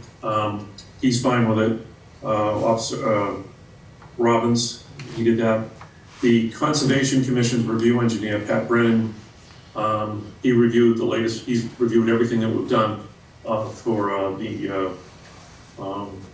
the drainage system, and he's good with that. So we're all good there. I don't know, the only change that we have from the last meeting is that we removed the EV, the 4-foot stations, and we were ready to go forward and leave those in there, but when they said they didn't want them, we took it out of the riverfront area, and because that was just another fight that would have gone maybe a couple more meetings. So by eliminating that, we sped the process up, but the design's good. I think we've answered all your questions. I know you just received the planting plan. But it's, we've done everything that we were asked to do, and I don't know if it's something that Maria can review to make sure that's okay, but I think we're there. That is up to the board's discretion, yes. Absolutely. So, speaking personally, I know I haven't had a chance to go through everything. I'll defer to the board if we feel like we want to continue. I'll bring back my earlier statement that if we have questions, let's get them to the applicant, so we can get them answered and followed on as efficiently as possible. I don't need a continuance. I think that it's been, the 200-foot riverway, I think, was good that the electric vehicles are now out of that.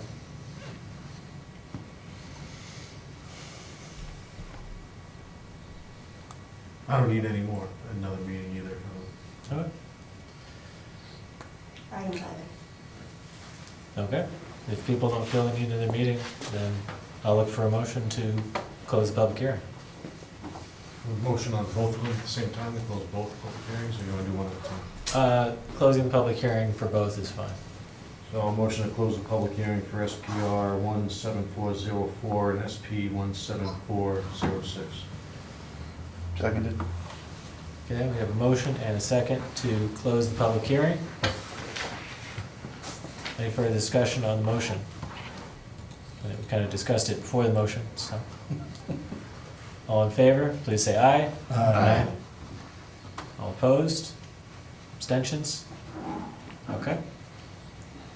Discussion, I don't support any of the waivers that they've been asking for. I think,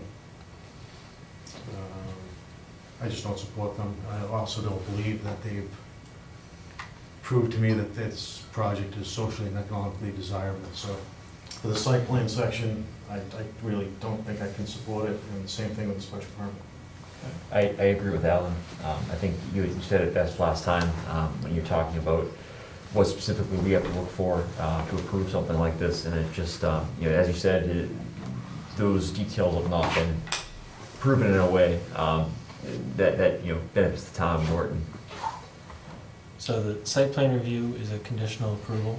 The special permit is a discretionary permit. Correct. So. The waivers would be tied to the site plan. Correct. I am also not in favor of this project, specifically the special permit. Bylaws ask us to apply a set of standards, the first of which is socially and economically desirable. I would like to point out that this parcel lies within the marijuana overlay district, and I happen to be a member of the marijuana retail subcommittee at the time when we were determining who was going to get a host community agreement and a license. And I can tell you that there was an applicant who did come before us who presented a retail establishment proposal on this very lot. They wound up not being chosen. However, for the 200 cars that are going to be going in and out of this site on a daily basis, I don't see any social benefit to the public, and I don't see any economic benefit, especially with this being in the marijuana overlay. We are losing out on the potential for an additional 3% in local sales tax by giving this spot to a parking lot. Where none of the cars are registered in Norton. And none of the cars are registered, so and there's no improvements on the lot, so there's no property or real estate tax other than a guard shack potentially. I also would just like to demonstrate that I was listening to the abutters specifically with regards to Hill Street and their traffic concerns in looking at the traffic analysis, specifically figure 9, which shows the 2030 build in the afternoon. There is a 50% increase in the cars coming off of Hill Street between the build and the no build. And again, so when we look at the, you know, the effects on the neighborhood and the environment should not be significantly greater than would be expected if the permit were denied. And this is going to impact those residents who are living specifically on Hill Street. So for those two reasons alone, I'm not in favor of approving this project, Okay. or this special permit specifically. Okay.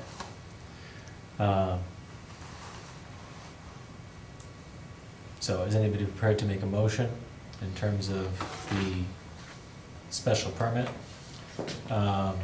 Mr. Chairman, before you The proceed. public hearing is closed.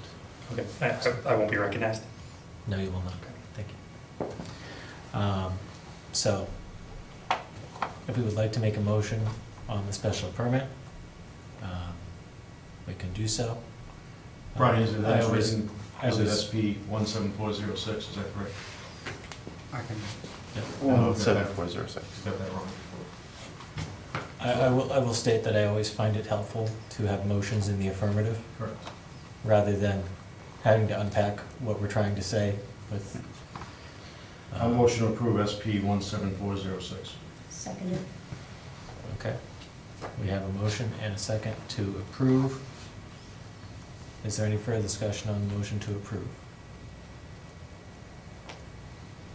Okay. All in favor of approving the special permit for 0 South Washington Street, please say aye. Aye. All opposed? Nay. Nay. Okay. Any abstentions? Okay. So, Brian, if we can work on that decision for the applicant, and move forward. Thank you. Thank you. Motion to approve SPR 17404.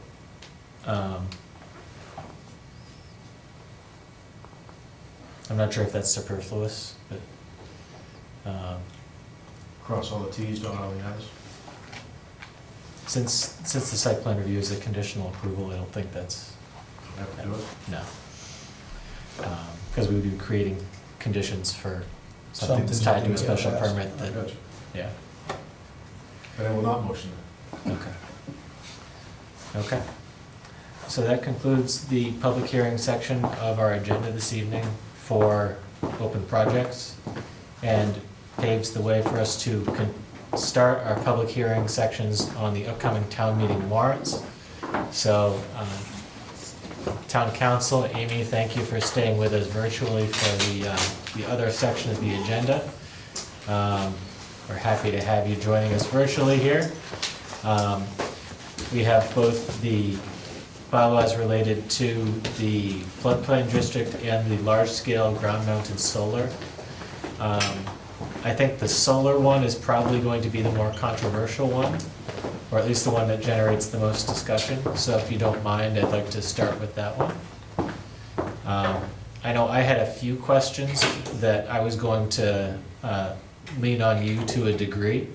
So I don't know if you'd like me to just kind of introduce that a little bit and let you set the stage for what's been happening, for changes in case law and legislation at the state level as it impacts Norton. Does that make sense? You can go ahead. Okay. So, the solar, there's a lot of changes contained within the solar bylaw. There's a whole bunch of new definitions, there's changes to the use table. And the use table is where I think the biggest change that I see. And what it does is it eliminates any kind of a special permit regulation as it relates to solar and changes it to a site plan review status. So, as we just went through, special permit decisions are discretionary and site plans reviews are conditional approval, meaning that we can impose conditions, but we can't impose conditions that make it essentially impossible, and it's a very high bar legally to vote against a project for a site plan approval. So Amy, I guess this is driven by changes in mass law as well as case law surrounding solar. And our solar bylaw isn't ancient, so I guess we're looking at this over and over again. Can you provide just kind of an update from a legal perspective on solar within the state of Massachusetts? And is the state essentially saying it's a protected type of project?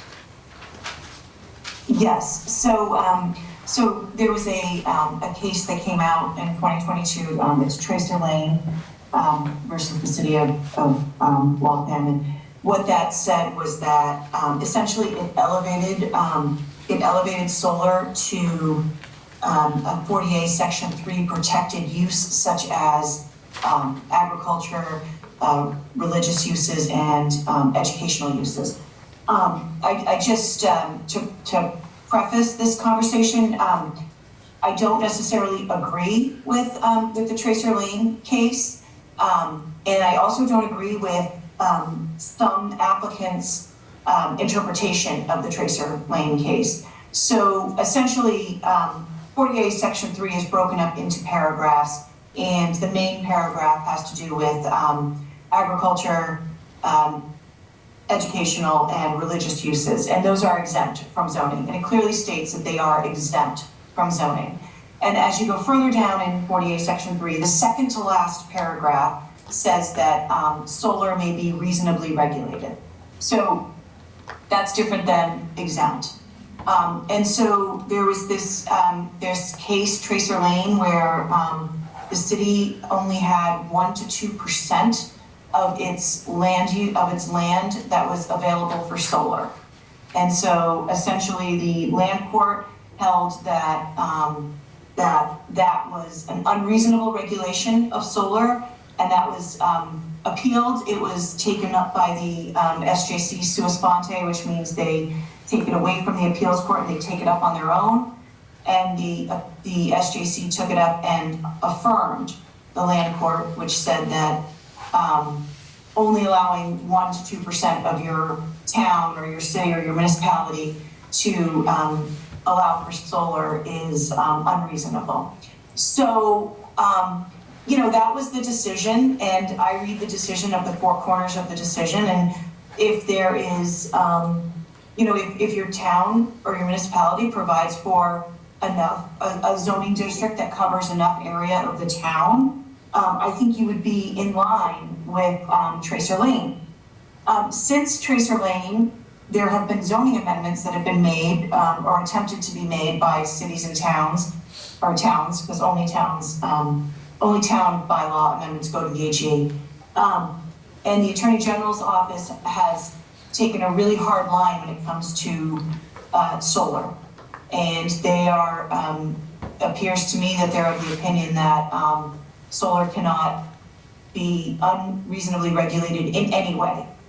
And so, for example, a municipality tried to have a 1-year moratorium on large-scale ground-mounted solar so they could get a handle on it. They had quite a few in their town, and they were trying to get a handle on how they could get these, screened away from residential uses, et cetera, and that was denied. Another town tried to do a moratorium on battery storage, and the Attorney General allowed the moratorium, but cautioned them that the moratorium could not impact any solar installations or batteries that are associated with solar installations. So what we're seeing is that the Attorney General, they're definitely taking a harder line when looking at solar regulations. Any solar regulation that that the board wants to impose would have to be related to health and safety, and that goes back to Tracer Lane, the case where essentially the court held that reasonable regulations mean that there's a direct link to health and safety. So what we have are we have bylaws that have been approved prior to Tracer Lane, and then going forward, things that are in bylaws will no longer be approved, in my opinion. So it's really hard, because it's hard to go look at another town's bylaw and say, oh, okay, well they have 600 feet of screening, and that was approved by the Attorney General, so we're gonna put that in ours. Well, that won't get approved anymore unless there's a direct impact to health and safety. So, you know, it's, we're treading into new water, in my opinion. Okay, so I won't go through your whole memo, but it's, as you mentioned, Tracer Lane, it seemed like Waltham didn't have much available for solar. Yeah. Norton is different. Right. It's allowed by special permit over a number of zoning districts. So are you saying that it is, does the fact that it's a special permit cause an unreasonable regulation, and B, in terms of the amount of area, it's a complete gray area discussion, correct?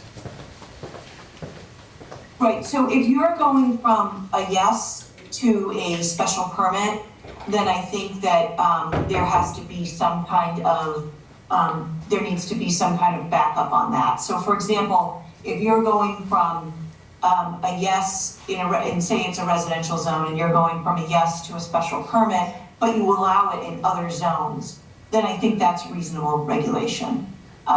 If you only have yes in one zone and you're going from yes to special permit, that could be flagged or disapproved by the Attorney General.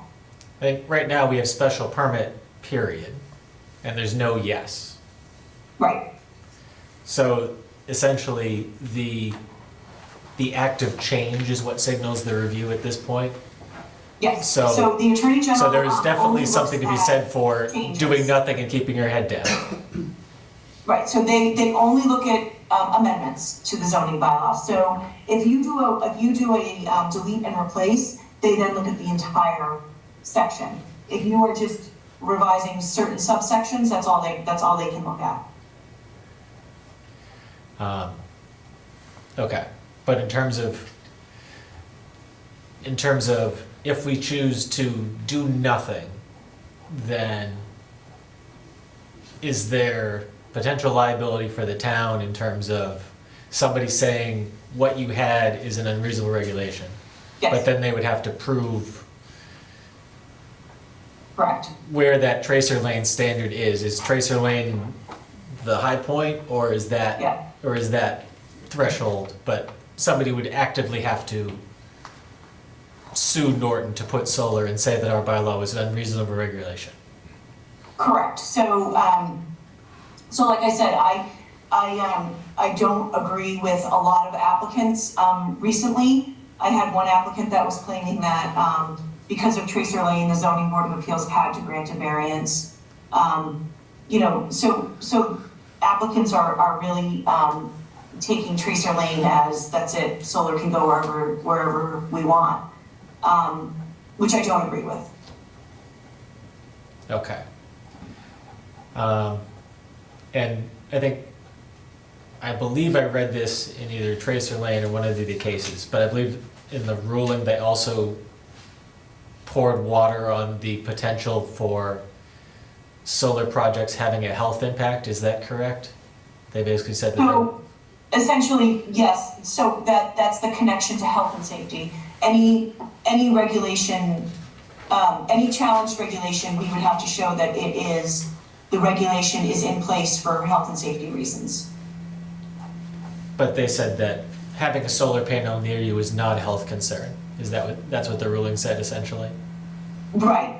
Right. So, for example, like a setback. If there were a 500-foot setback or a 500-foot screening requirement to a residential use, you would have to prove that was for health and safety reasons. So it basically comes down to is 500 feet necessary kind of thing. And we would have to prove that there was a point for that 500 to exist. Yes. Okay. Okay. So I think that covers kind of how I wanted to, so thank you for the clarification there. And Marie, I know you had a separate conversation around battery storage, and that's already regulated through the building code regulations with the NFPA. So the big building commission already has guidelines around that part of the process. So we don't need to address it within our zoning bylaws, correct?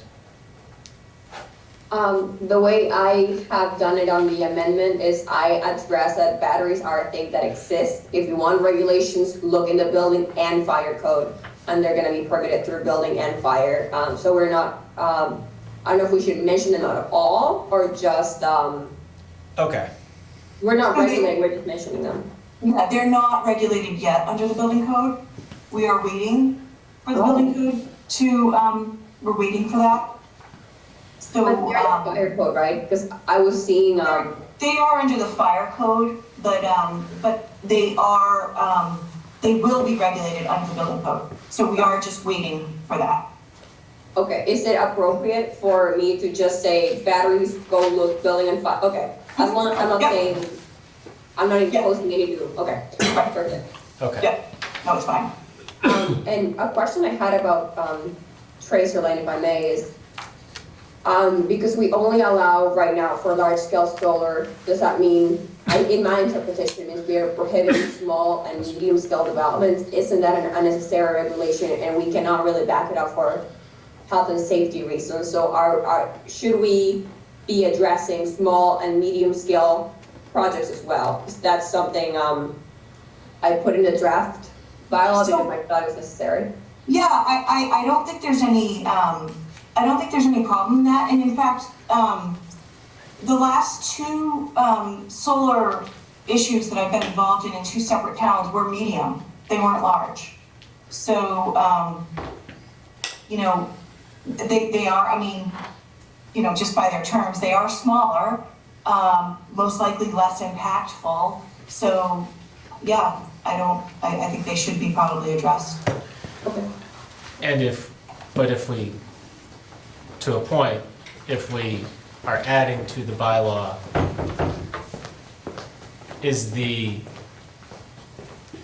as long as we don't touch what we have for large-scale solar, that won't be part of any AG review, correct?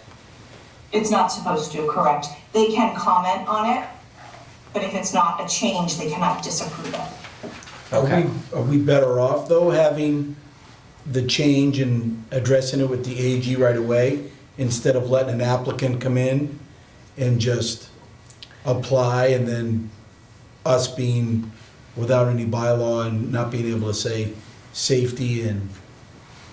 That's why we get paid the big bucks. When's the check? So having a bylaw that's been approved by the AG is not necessarily a defense It won't to give someone us support. challenging your bylaw. Okay. However, because the plaintiff would have to argue that it's as applied, it's how the bylaw has been applied, or they have to argue that the bylaw is inconsistent with another section of the bylaw. What the AG looks at, they only look at if the bylaw is inconsistent with state law.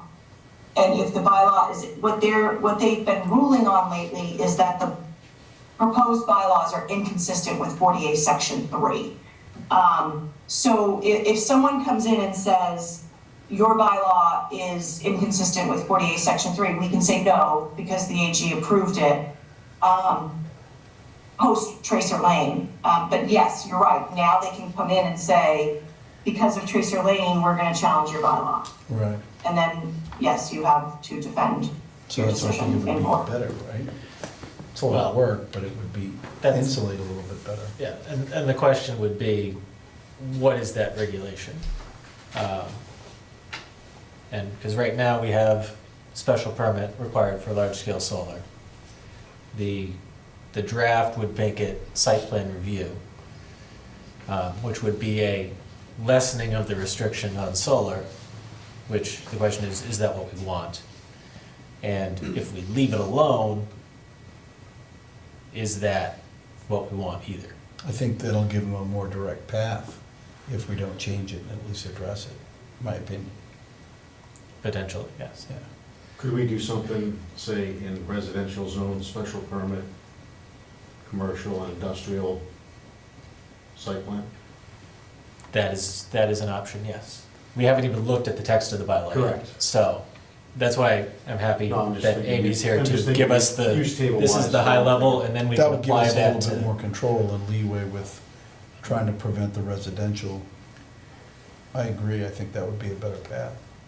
As long as we can write it in a way that the AG would approve it post the litigation. Okay.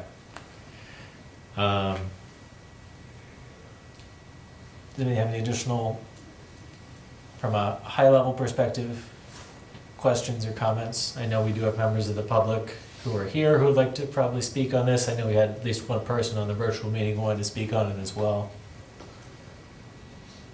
So, What's our timeline on this also? We didn't discuss, what are we looking at for time? for town meeting? We are planning to discuss this again. Yes. We are not planning to just But we're not back against the wall yet.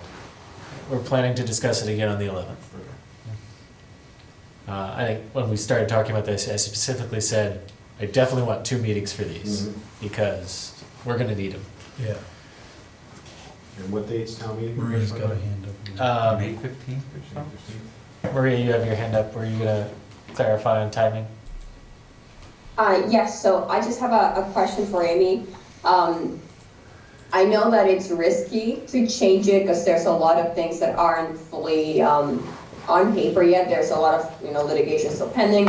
But wouldn't it be better to try to change the bylaw now according to what we know, such as I think a special permit is not appropriate because it's discretionary, and the standard that has been set so far is health and safety, which is a lot closer to a site plan review kind of approval. But anyways, it's maybe better for us to change it now than be challenged in court later, because I know even a case that we can easily defend can be very costly to the town. So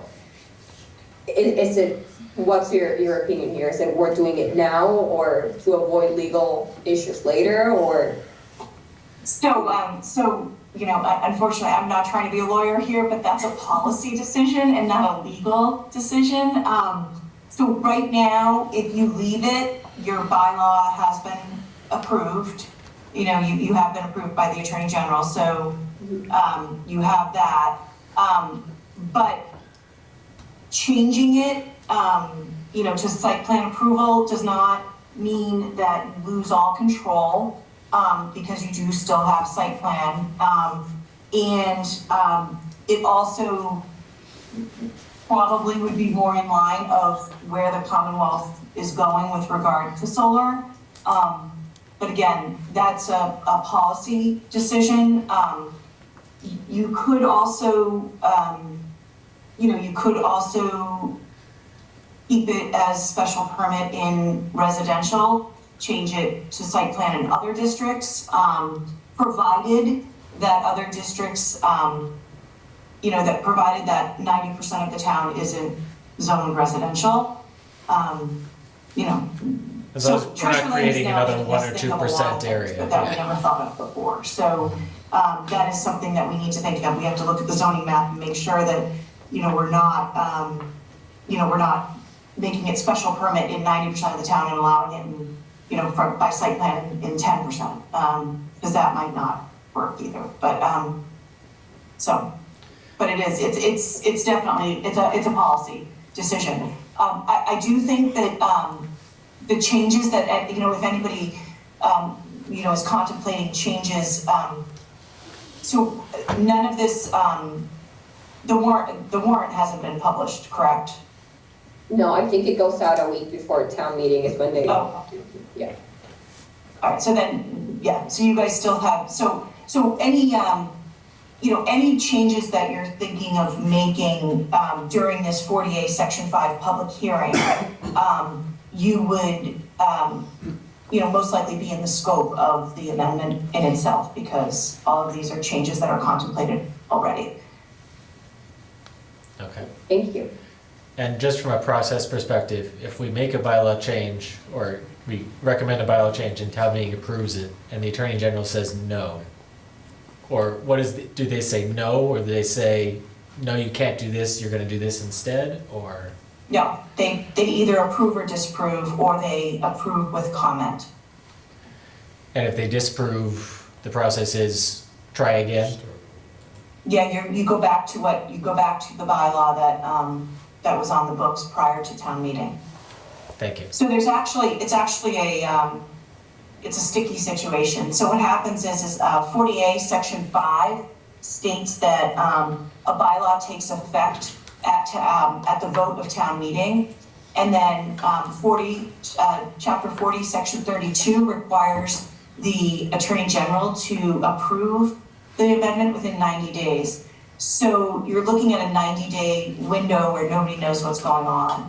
And so what happens in those situations is someone that wants to take advantage of the approved bylaw would do so at their own risk.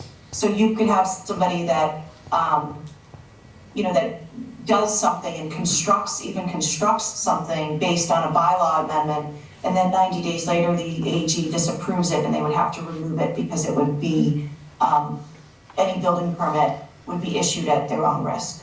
Yeah, I know we had an issue with that where an applicant wanted to do something, but they were waiting for the AG to sign off. Yeah. And because of the pandemic, those timelines were extended and it was fun. Yeah.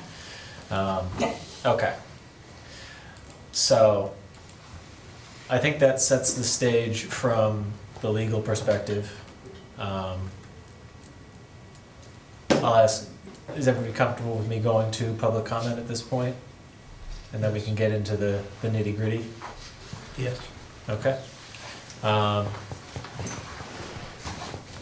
So if anybody here in person would like to come up and speak, I know Mr. Driscoll on the Zoom meeting had shared earlier that he'd like to make a comment. So if you want to go ahead while everybody queues up here at the podium, please go ahead, Mr. Driscoll, on the Zoom. Sure, thanks everyone.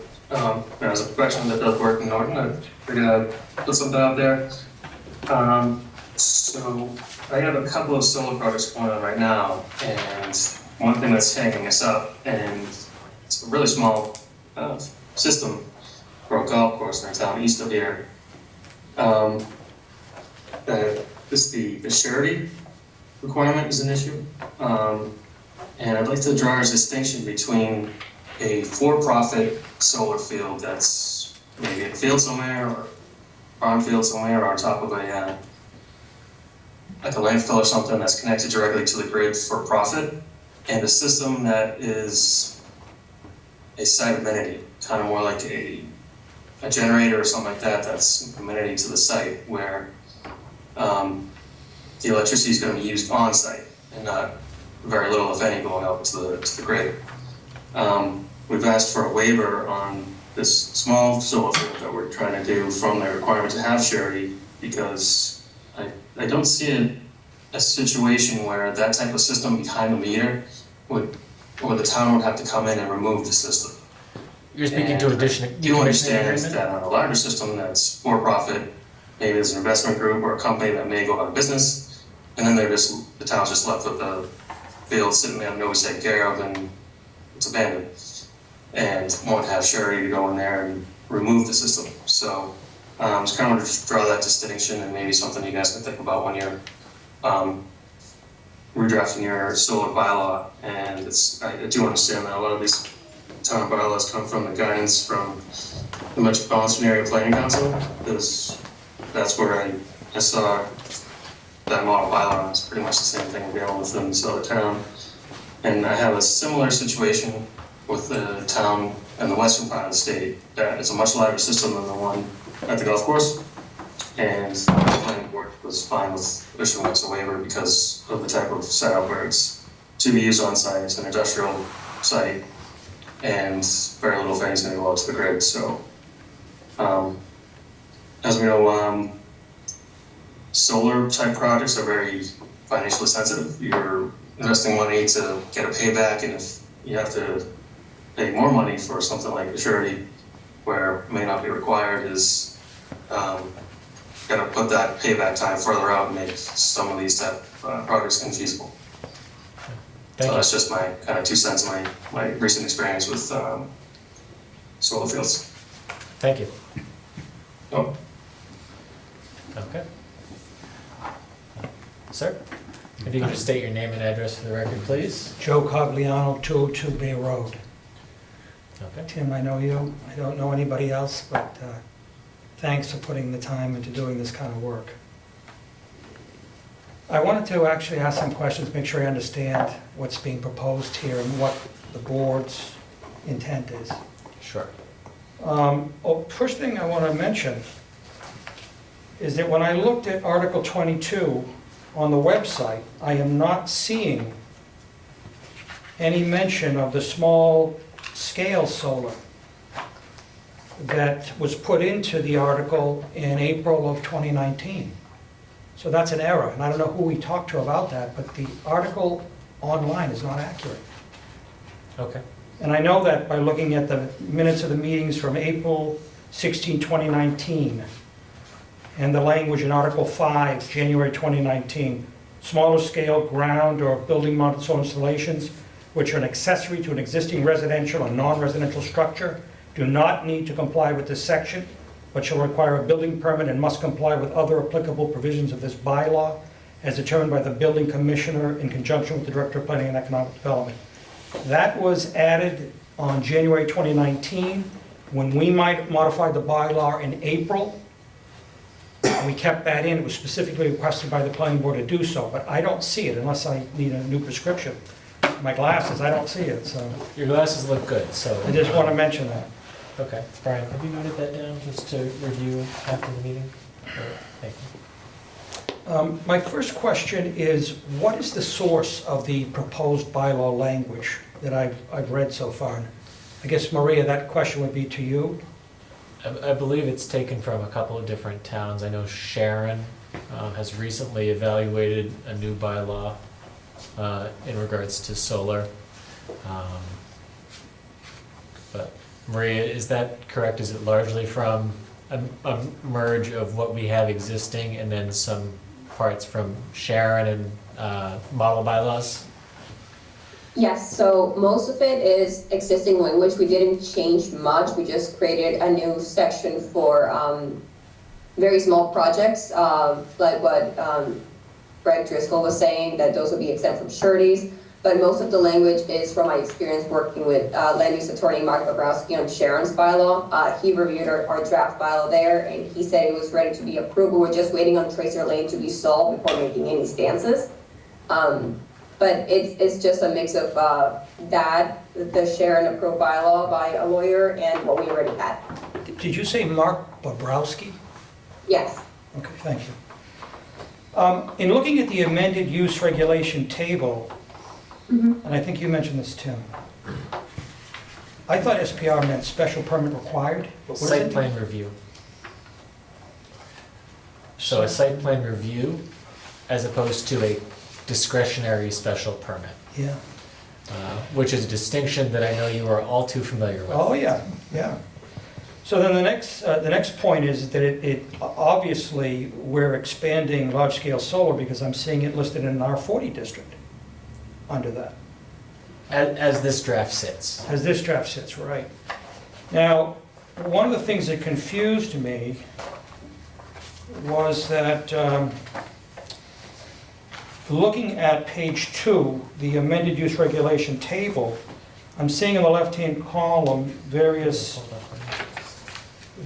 types of systems, medium scale, ground mounted, et cetera, and then on the second page, I'm seeing that again in the last 2 lines. Is that just an error, or was that put in for some other use? So I'm seeing medium scale, ground mounted, canopy. This is in the draft, correct? Yes, it's on page 2 and 3 of the draft that I have. So you see on the under amend use regulation table on 175-4.5 as follows. You see on the left-hand column, medium scale ground mounted or ground mounted canopy. Pull it up on the screen here, so. Let's get. If I may? Yes, Maria. That was my first draft. I had amended it and I sent it out on Thursday. That's a typo. I created a separate Word document. So it's supposed to be only 3 categories, large, medium, and small. And each category is for ground-mounted, canopy, or ballasted. So it counts every way you can ground-mount a solar development, but those are the 3 categories. So you're saying then that the last 2 are redundant? The last 2 on mine are redundant? These are Yeah, it's a redundant? mistake. I fixed it in a later draft. These 2 are redundant? That was saying? She won't see there. Okay. Let me see, what else? Well, I mean, one of the good things I think about this is that it probably does make sense to develop language related to residential solar. That probably makes sense. From what I'm hearing tonight, I'm trying to get a sense of where the board feels about this kind of stuff. From what I'm hearing is some of this is being driven by trying to react to a perceived viewpoint of the AG. Does the board want to expand solar in the town? Is that what the board is interested in doing? I think that's what we're here to discuss. Okay, so there's no, that decision hasn't been made yet or anything? It has not. No. Okay, so I'd like to know, if that's the case and why. The same thing regarding large-scale solar. I'd like to know if the board is interested in doing that, because this is a big change. You're going from 5 acres in an R60 and R80 to 40,000 square feet. So, that's an issue. I have a lot of experience with this because I've been involved, if you don't know, with an opposition to a project that involved large-scale solar near my farm. My family owns the Blueview Nurseries down on Bay Road. And there's more and more coming out about these systems. Solar is actually not safe. It's portrayed as being benign, but it really isn't. It's an industrial use. The panels, the EPA considers hazardous. They consider that at end of life. At that point, I think because they figure they're going to get broken and what's in them is going to be released, things like lead and cadmium. The EPA has also found PFAS in the film on the solar panels. They call them Gen X materials. There's the noise issues and lots of other things. One of the things that came up in reading this is the proposed language, in my opinion, is basically calling batteries accessories. I don't know if you read that, and is that what the purpose is? Maria, was that the purpose, to have these batteries considered accessories? It was originally, until we heard from town council saying that zoning actually cannot regulate batteries at all. If you comply with building and fire codes, the battery can go there. Zoning cannot touch it. Yeah, I don't know if I agree with that. I understand the whole building code issue, but the building codes involve materials, not use. Use is a zoning issue. And 48 Section 3, which I'm going to read right now, paragraph 9, no zoning ordinance or bylaw shall prohibit or reasonably regulate the installation of solar energy systems or the building of structures that facilitate the collection of solar energy, except where necessary to protect the public health, safety, and welfare, which I read to mean that you can actually unreasonably regulate or prohibit solar and battery systems for the protection of the health, safety, and welfare. Now, why should we do that? Well, battery systems are incredibly dangerous. I don't have my phone with me, what makes lithium-ion batteries so wonderful in this size makes them incredibly dangerous at large scale. So, in having to hire experts in batteries, the battery expert that I used, his firm advises the US Navy on these kind of battery systems. In hiring that gentleman, he determined that although safety measures, and solar developers love to talk about all these different safety features, they've got everything you can think of that will try to make these things safe, which is great because to some extent they do reduce some of the risk, but they can't stop it. They cannot remove the risk. And like an airplane, when these things go bad, it's catastrophic. That's number one. Number two, in a state of thermal runaway, which is an uncontrollable self-heating state, the best method of dealing with the event is to apply large amounts of water to try to cool the area. You can't put out the fire. The chemical reaction occurs even underwater. The purpose of adding water is to cool it, to try to keep it from spreading to other cells. The problem with this, the best method of dealing with a fire or explosive situation creates hydrofluoric acid. When you put water on lithium-ion batteries in this thermal runaway state, you create hydrofluoric acid, which is one of the most dangerous inorganic acids. It's highly corrosive. What else happens? Cooling the system creates very large amounts of contaminated water. What do you do with it? If, like where we are, you've got very porous soil, it goes right down into the soil and the groundwater. How do you contain that? The area may require evacuation. Well, do you want to evacuate a highly dense residential area? Or do these things belong in industrial areas? I disagree with the AG, because what they're essentially doing is violating historic zoning for use to push these systems. Now, to give you an idea, one of my other experts testified. He's a licensed site professional, very well known in the state. A release of only 5 pounds of hydrofluoric acid or 10 pounds of lithium creates a hazardous waste site. So then the decision is, where do we want to create potential hazardous waste sites in the town with this stuff? So I'm going to say that I really think you should consider, and I request that you consider, postponing this decision until the fall. And if you do, I would be happy to work with the board in trying to come up with a bylaw that will protect the town, but still take into account some of these issues that Amy Questle is discussing. Now, in relation to what she said, and I was happy to hear some of the things that she said about that she doesn't agree with all the things that are going on. That was very nice to hear that. But regarding the Tracer Lane case,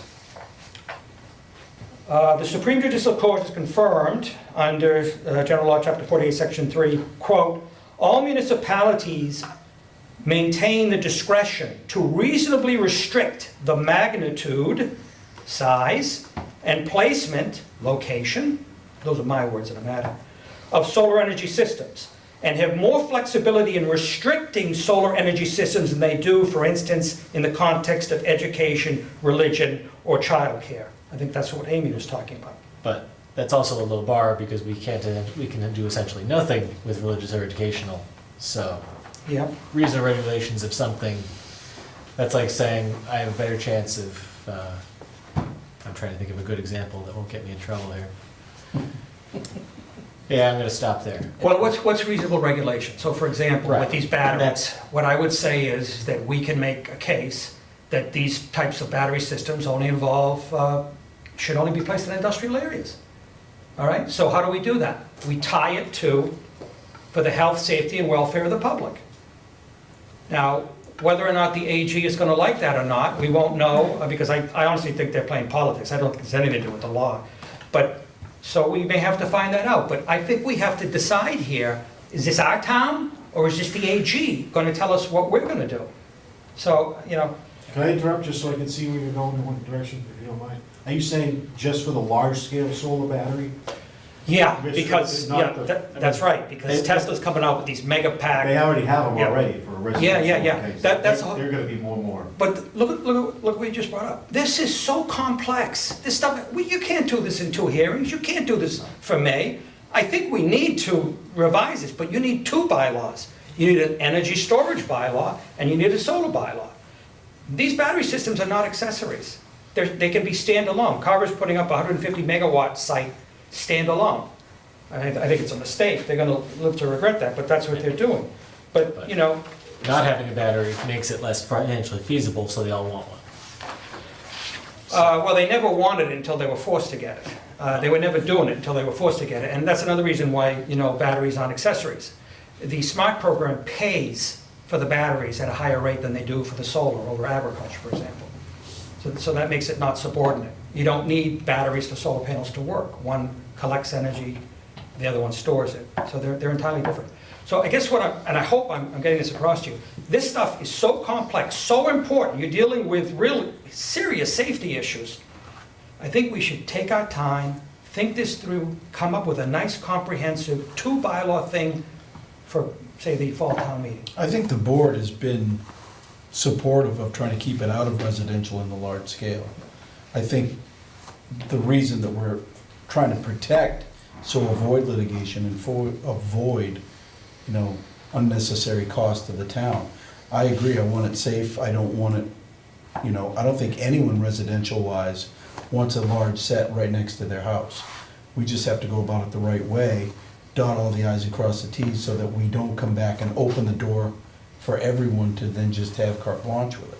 Right, so like, for example, in a residential area, look, I don't believe large-scale solar belongs in residential. Yeah. If people want to do it at their homes, it's their home. Let them do what they want, as long as they're not going to kill their neighbor. Let them do what they want, my view. I wouldn't do it, but, let them do it. But large scale, this stuff is not what we've been told. I don't want to mention any names, but somebody that was before the board once didn't say that their system went on fire in one of the towns. They didn't say that the system sank in the floodplain in another state that they put in. So we're just starting to learn about all this stuff. And so, I could say much more about it, but my hope is that the sophistication and comprehensive nature of this thing, the risks to the public require that we take our time, proceed slowly. And if the board is willing to do that, I'm willing to help with providing information. And like, for example, I'll tell you right out of the ballpark here, I would like to see the board add language that prohibits large-scale solar and battery energy storage systems in floodplains, ACECs, aquifers, and well protection zones. Why would we put them in there? There's simply no reason to do it. So that's something that I would be interested in seeing. Let me see if there's anything else I want to say about this. I apologize for taking up so much time. You mentioned that section specifically. Do you have that and/or any other specific wording that you would recommend at this time that you can provide to Marie and Brian? Hold on one second, let me just look.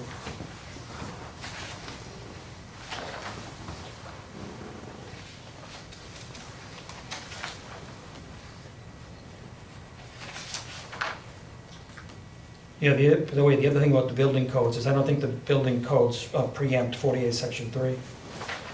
No, I think I'll be honest with you, I came here trying to hope that you would postpone it, because I just don't think there's enough time to do this, to do it justice.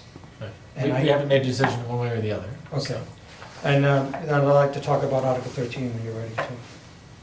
Thank you very much. I think we're trying to do one at a time, but Sure, thank you. sure. Thank you very much. Thank you. Okay. Brian, could you scroll up for a minute? Turner, does anybody else want to speak to Further on that one, or? No, I was right there, should be good. Okay. So, we've heard a couple of public comments. Do we want to, why don't we look through the language here?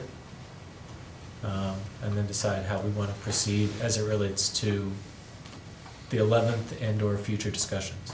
And there's nothing holding us right now. We have to get something in for this town meeting. There is not. Especially given Amy's comments that the AG's only looking at new stuff. Right. It's changing weekly. Right, exactly. So I And think if we're- that was why I asked the specific question of if we do nothing, Yeah. then yes, somebody could in theory sue the town and say, Tracer Lane's the new standard, I want to do this and you're not letting me. That's a risk.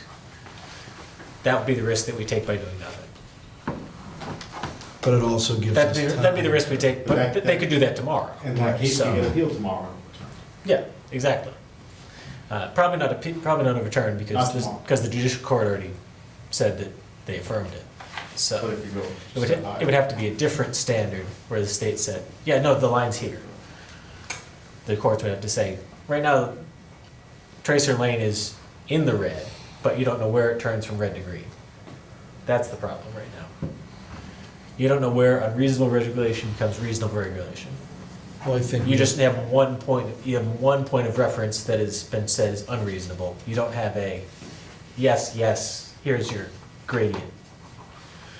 I think we have to build the bylaw directly related to the health and safety. Because if that's the one thing that we can use to regulate, then that's where you'd have to build the meat of this. to try to insulate it. Was there a comment earlier from Amy regarding the health and safety as far as, you know, kind of more top-down regulation on that? I don't know, I just don't know how much power we would have in that. If we regulate solar heavily, or I'm gonna use the wrong words, but it has to, if we add in, for something, as you mentioned, a setback, you have to be 500 feet away from X. There has to be a health and safety reasoning behind it, that Right. we can draw like a direct line, not like a, we think it's too close, and we pick 500 out of the hat. Mhm. I think what Mr. Cogliano mentioned of saying no batteries in an ACEC or aquifer or something like that, that's a very clear, like, Yeah. we don't want this in these water supply Or can areas. contaminate groundwater. at That's a all. very, like, those go together. You Mhm. could say, I What want would the the setback because I setback- like spaghetti. Right. Uh, But couldn't we say that if a house went up, you know, on fire and they're putting out the fire and there just happens to be solar there, couldn't we tie that to the reaction of water on those cells, or is it, do we not have That's studies enough to be able to support that? We I talking mean, a house next to a large scale solar? We're telling a. Yeah, like if we allowed it anywhere near residential, like couldn't that be a way that we prevent that? I think allowing it anywhere near residential is a mistake. Right, that's what I'm saying, we That's have what to the- prevent it. And that's what the fire protection, National Fire Protection regulations are there for. That's what, that, I mean, I'm gonna say that's what the fire department's supposed to figure out, which is a cop-out, but like, that's what those regulations are supposed to, they know how to fight fires. They know how to, they have smart engineers.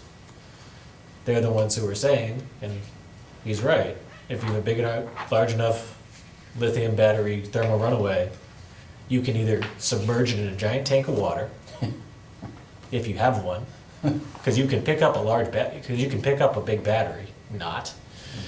Or you try and keep it cool and try and keep it spreading, otherwise, But you're adding you let the water. chemicals run out. The battery is essentially constructed with, you have chemical A, chemical B, and electricity goes between the two of them. The runaway is when something crosses the line and you end up kind of like when you mix two chemicals in epoxy. They don't play well, they don't play nice together. That's where you get the fire. What they're doing now in fire departments for electric cars, for all these battery fires, they're actually doing like dumpsters, fire departments, and submerging them in a dumpster and just keeping the water on. Mhm. Yep. That's one of the new tactics, so it's, I'm very against having, large-scale solar in any residential, especially with only a site plan review. I'm highly Agreed. against that. Maybe residential 80 with a special permit. That's, I could probably swallow something with some pretty good writing. I think this is a lot to present at town meeting in a couple Oh, of yeah. weeks. I don't think I it's think something, this is too much to bite off at one time, just Mhm. by what I've seen at town meeting. Not to volunteer Amy, but if this went before town meeting, I would expect I would ask town council to provide some context from the legal perspective of why it's happening. Because I don't want to leave town meeting in needing to go to the hospital. Which is an overdramatic statement, but I don't think people would be very happy if this bylaw was presented as, yeah, the planning board decided to put this forward. I think that. Don't ask your vice chair to bring it forward. I thought it was the last person on board. Cough, I'm feeling sick, yeah. Okay, so we've talked about it, the big picture. Do we want to run through the text here and highlight sections where we think this makes sense, this we want to look at further next meeting? Mhm. Okay. Mr. Chair? Yes, sorry, Maria. Sorry, can I request that you use the last edition of the drafts? I think I sent them Thursday night. They're a little better formatted, Sure. a little easier to read. Okay. Sorry. Brian's pulling that one up. I think Thank you. we were just, he found the meeting files and he pulled up the first one to make sure that we were, when one of the residents was speaking about the use table with that Yes. one, just to make sure we knew what we were talking about here. But yeah, we can pull that up and talk through that There should one. be two separate files now. The use table is gonna be a separate Word document which follows the exact same format as our existing industrial use table. Okay, perfect. Okay.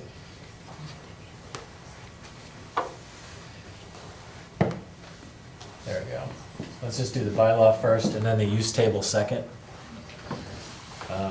So, does this have, this doesn't have the red lines, does it? This is Greenery though. Should be in the combined memo, I think. The red lines would be what would be helpful, I think, rather than the clean version. Sorry, Brian. The clean version is good, but understanding what we're, especially because of how town council characterized the AG review, we want to know what we're changing and what we're not changing. The combined memo. There we go. Is that?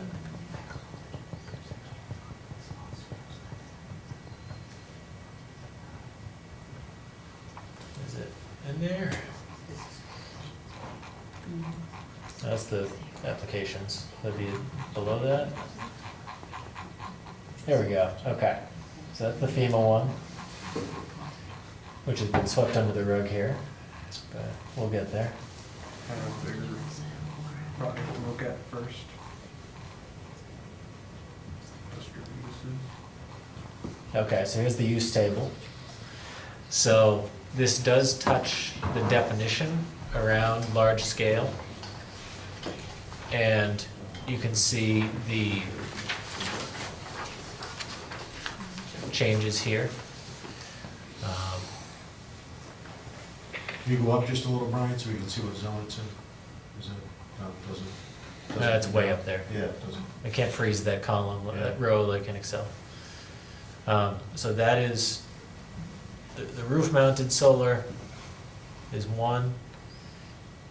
Small scale ground mounted, medium scale ground mounted, and large scale ground mounted. So the existing language only calls large scale ground mounted and does not draw a distinction between ground mounted canopy. So that's the addition to the language there.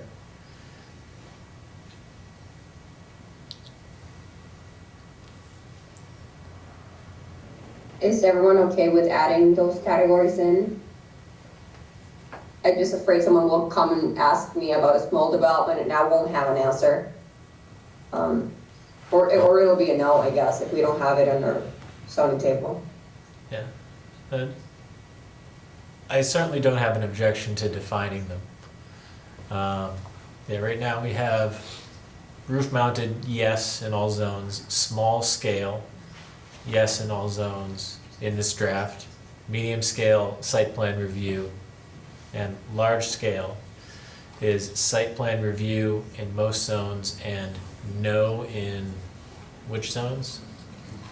Village commercial and. Village commercial and village center core. And residentials are to the left. So, I think right off the bat, you gotta get rid of that SPR in the 3 residentials. I couldn't support that. okay, so this is the use table. We're gonna look at this again, so we don't need to decide on it now. Just absorb where it is.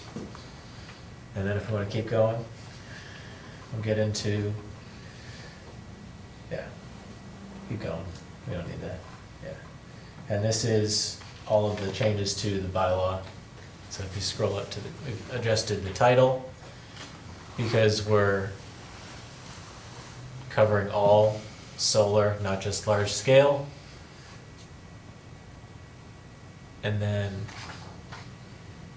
we're adding definitions around commercial power generation installation, energy storage system. So we are differentiating between the solar panels and the energy storage.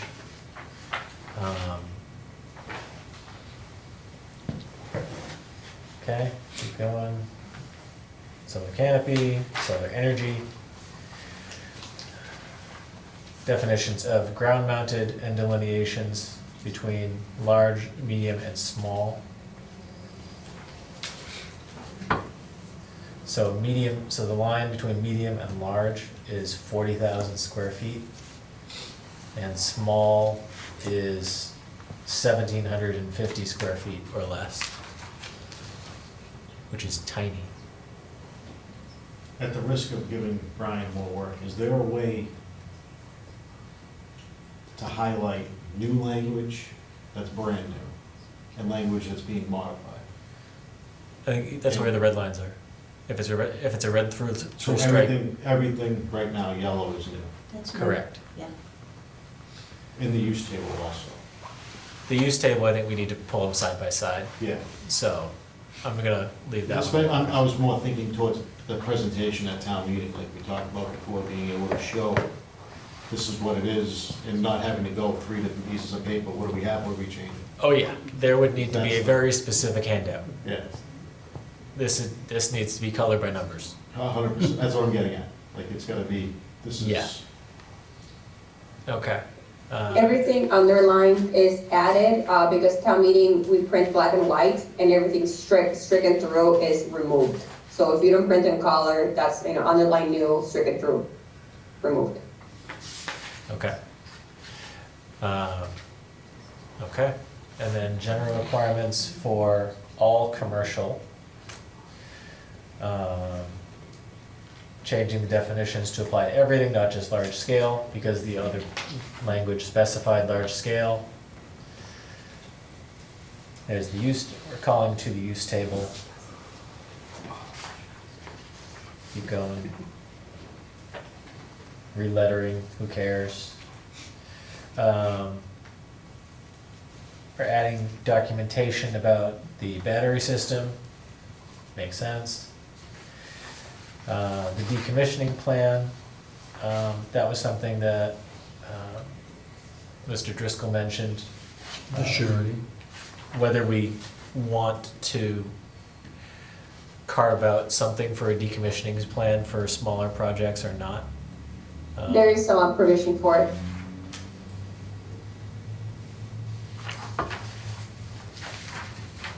Okay. We have, Under that decommissioning plan, I yes, think it's missing a word. When the applicant wishes to decommission it says solar system, I think it should be solar energy system. I think it works either way, but it's a good note. It's probably good to add it, since I think, is solar energy system the definition that we added in the beginning? I think so. So, I think it, from a pure language, No, it's solar, yeah, solar energy system, yes. so I think, yeah, I think within the context of the bylaw it makes sense, but there's no harm in making sure that we're matching the language. Okay, they need to submit proof of annual inspection. They do. General requirements for residential.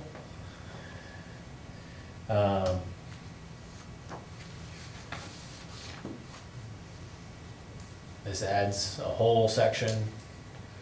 Mr. Chair, Yes.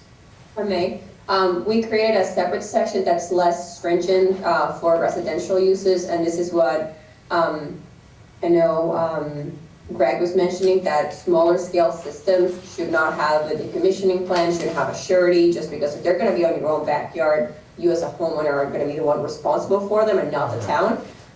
So these are just, it's a watered down version of what we have for commercial. We're just taking down some things that just doesn't make sense for your backyard solar array. But there's nothing new, it's just less strict than the industrial ones. Okay. So, okay. And then we're going back to setback and screening. Sorry, I'm trying not to steal your mouse here. So we have setbacks. Ground mounted front yard setbacks here. And then accessory structure, need to meet the zoning district that they're in, so you can't put a solar system in and go into your setback from your neighbor, including all the extra stuff. Could I ask a question here? Yes. So under the, if I'm reading this correctly, we're getting rid of the specific side and rear yard setbacks. Front yard's gonna be defined within number 1 and 2. Side and rear will default to our existing principal building and accessory building. So whatever, setbacks. so whatever the zone requires for the side yard setbacks. Okay, Is that, Maria, is that what you were raising your hand to say? Yes, so the old zoning language mirrored our bylaws exactly. They just repeated it again, which is bad practice. In case we ever change our setbacks, we're gonna have to go back and change everything else too. But it's no change really, it's just saying it in a different way. That's gonna be easier in the future. And the only change too is that the fire department requested that when it needs a principal structure, it needs to be at least 100 feet from the street. And have an access road. That's again for if they need to put out a fire, they need a way to get to it. So that's new. Other than that, it's the exact same as before. okay. I guess I'm confused because, let's just say in, for example, R80, the rear and side setbacks for principal residence are 25 feet and 35 feet, Okay, let's get through where the, let's get through the document. And then solar setbacks for R80 previously would have been 50 feet. So it seems like we're reducing the setbacks. Am I missing something for the rear and the side yards? And I think you might be right that the setbacks on the rear have been changed just to, just for uniformity purposes. Okay. I can revert them if you'd like, but we would have to come up with setbacks for every single district. And because we added new districts that they're allowed in, I wasn't sure what those new district setbacks would be.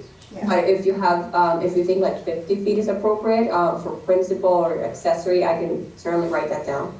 Yeah, I'm much more in favor of the ones that were previously in the bylaw as opposed to going with it acting as if it's just a house, a 10-foot side setback for solar is insane.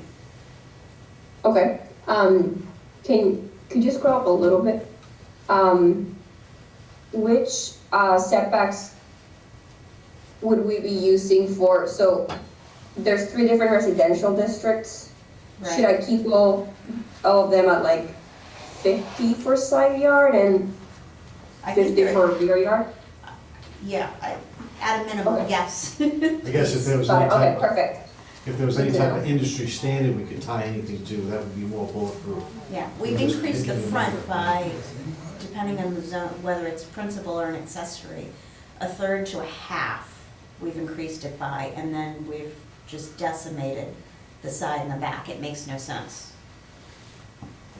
If we could talk to the fire chief and we'd say, the side residential, say, the setback for the main house, call it 25 feet. If he says that their opinion or NFPA or whatever is, it should be 100 feet away, that would be something we could tie that, a 75-foot setback in. I'm just, Yeah. we need something to back up. But we don't have, yeah. We need some input. And as town council mentioned, the building codes are still not updated yet, so. Yeah. But We the are, NFPA codes, she said, Right, do it one. yeah. I can talk to fire and see what's a safe distance, if anything were to catch fire, what's a good buffer to have there, maybe. Maybe that's a way we could phrase it. Yeah. Exactly. Yeah. I mean, Okay, in the absence of anything else, I would leave it as it was. Yeah, and- I don't reduce it. Don't reduce it at all. I would leave it as it was, and, yeah. Okay. Because then it doesn't have to get approval then, because it's already deemed approved. Well, I think there's enough in here, that's gonna get looked at, so we're past that point of, there's nothing in here that's sneaking through anybody. Land that's been grandfathered, like for lot size, right? If they wanna go So small all of Reservoir? residential. Yeah, well, because they just built a house on 1/8 of an acre that was grandfathered. Mhm. Now, what's stopping them from putting solar? Because there's not gonna be any They setbacks. still have to conform to the It's setback. still, but it's small, You right? can't fit if you can fit the setback, you can do it. If you can't So fit if the it setback- doesn't, so that setback won't be grandfathered. I mean, there's no existing solar uses in those lots. That could ever be grandfathered. It'd have to be current standards. Or is that something that, again, they could say this is unreasonable restriction, now you're not giving me the right to do this? I mean, Are we still at 2 acres? I think, if they're gonna meet setbacks on a tiny property, then they're meeting setbacks on a tiny property. If they're not meeting setbacks, then they're not meeting Well, setbacks. it's just, the new house Yeah, that's but- there is, like, there's. They got a variance and Mhm. got it approved. That's the process for not meeting a setback requirement. Yeah. We don't need to, I don't see any need to, No, it was Plan for more that. just, yeah. because it's two, Oh, yeah. it's two houses down for me, that's why I was. No, we always have those things that are right near our house that like Mhm. stick in our brain. Yeah, that's, okay. So, Pre-existing non-conforming is what you're. Right. oh yeah, but this one wouldn't have a pre-existing non-conforming because there's no pre-existing non-conforming solars right now. Okay, so we talked about the setbacks. Height, ground-mounted solar should not exceed 20 feet in height. I forget if that's actually, is that something that was taken directly from Sharon, Maria? It was. We Okay. had similar height language existing, though, I just phrased it, I just formatted that way. Okay. It was But just, I can check, but I think that's a standard, that antennas and things like that don't count towards height. yeah, that was my question was just, is 20 feet enough? But,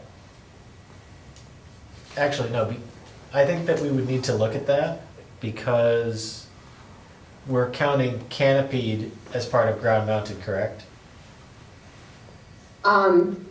Yes, that's an excellent point. Some of those I canopied, can- especially like the middle school Yes. those are probably, It could be over 20. They are. Yeah, Yeah, they especially the tip of it. oh yeah, so I don't know if we're including canopied in the ground definition, then the height doesn't make sense. If Okay, we're, I can make a second extension for canopy solar, yeah, I don't know.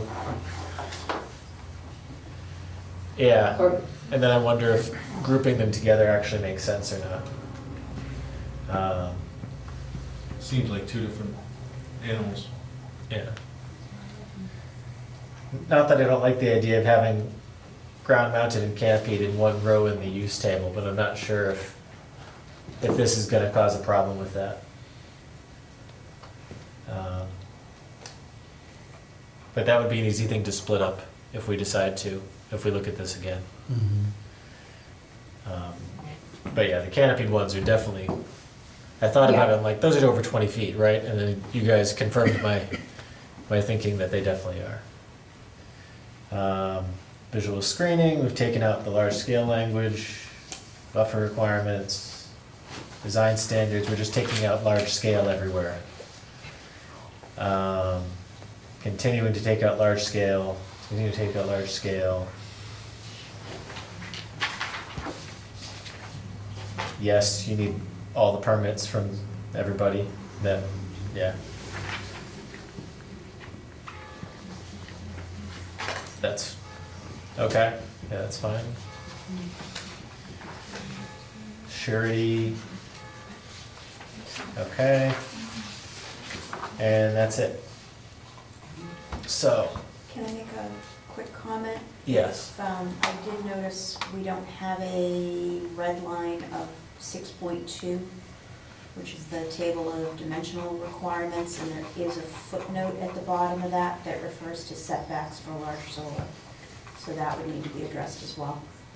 Okay. Can we make, 6.2? 6.2 at the bottom, there's a footnote regarding large-scale solar setbacks.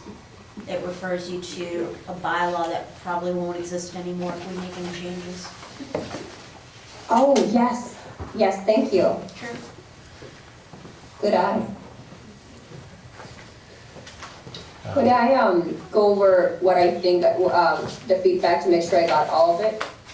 sure. And just before you go into the final summary, Mr. Cogliano wanted to say another word here. Sure, sorry. Thank you.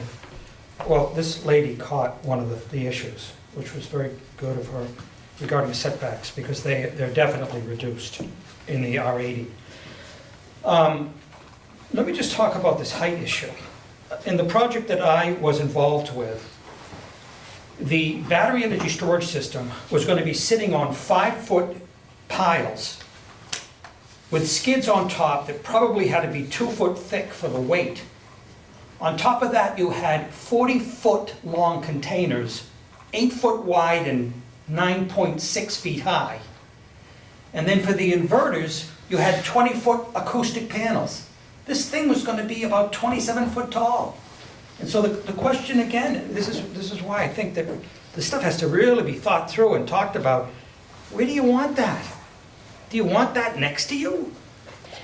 I mean, that's one issue. Another example, and there's so much, I didn't go through this in all the detail because there's really so much that needs to change about this thing.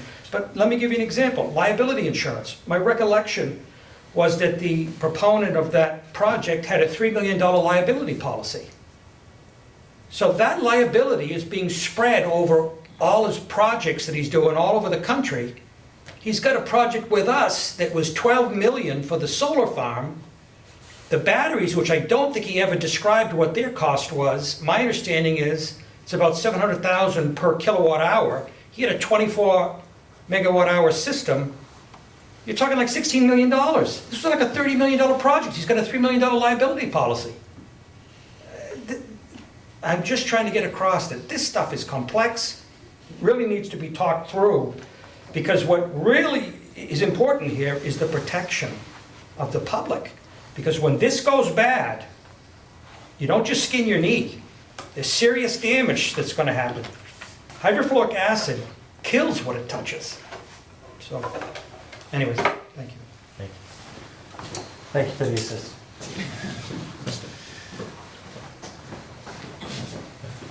Thank you, Marie. He had come up a bit while we were going through the draft language and asked him just to wait until we'd gotten through the document, so. Did you want to run through the points that you had noted for further discussion? Sorry, I'm still not over the coughing. But yes, so for the changes I have, I made a typo on the definition of a fire permit, so I'm going to fix that typo. Then for the commercial decommissioning plan, Laura pointed out that it should be a solar energy system to be consistent with our definition language. Then I was going to restore the side and front setbacks to what they used to be, and for all residential districts, just keep them at 50 feet. And I'm going to talk to the fire chief. I'm sorry. No need to apologize. Hmm? You are allowed to have bodily functions. It's okay. Thank you. I'm almost done with COVID quarantine, so we're getting there, but not 100% yet. So I'm going to talk to the fire chief to make sure what's a safe setback to have, so we can justify whatever setbacks we do institute. So canopies to be exempt from height.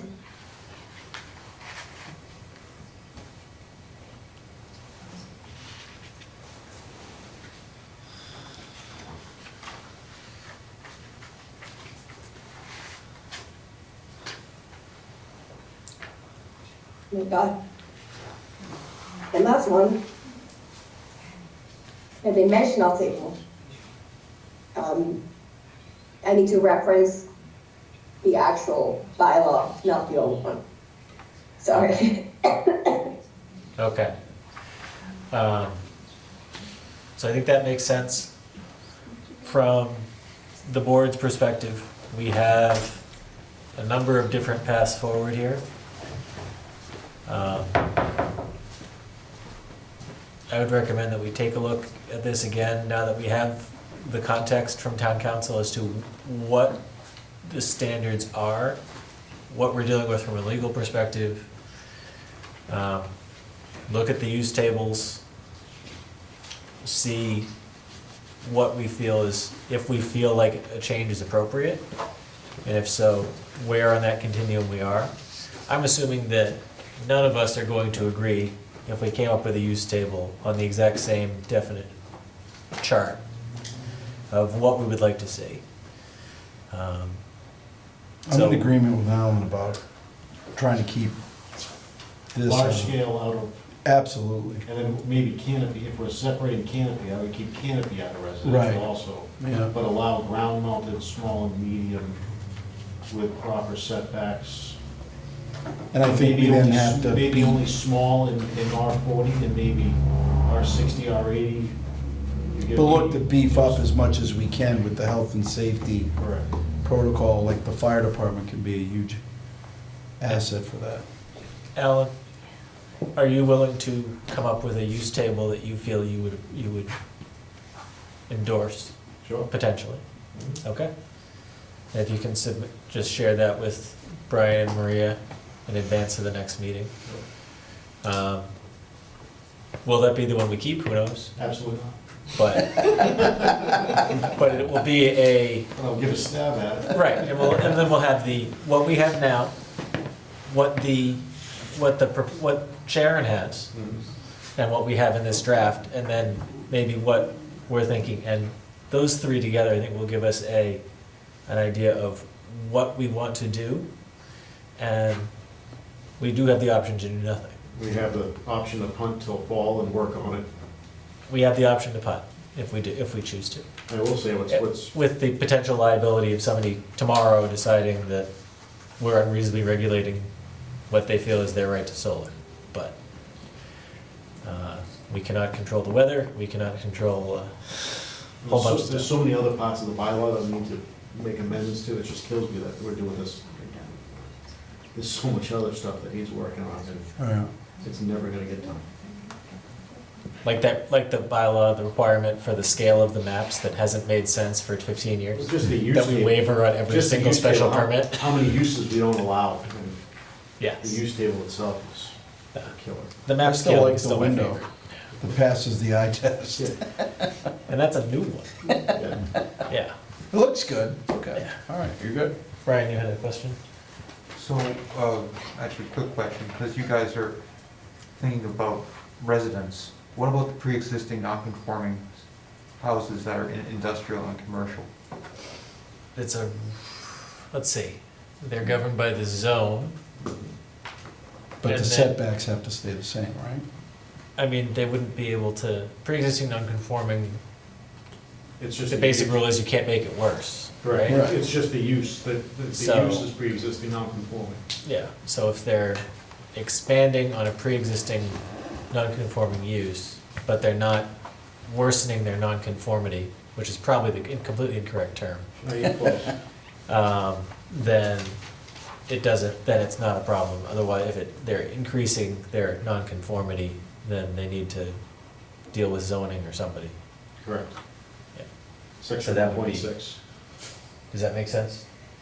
No, I was just thinking about, what do we do for, if a solar is next to a pre-existing non-conforming residential house that's in a commercial or industrial? Well, it doesn't exist yet, right? Well, houses do exist in commercial and industrial. Think If of a it like solar what were we to put go the next to monopole it, tower. But the solar neighbor doesn't exist in that area yet.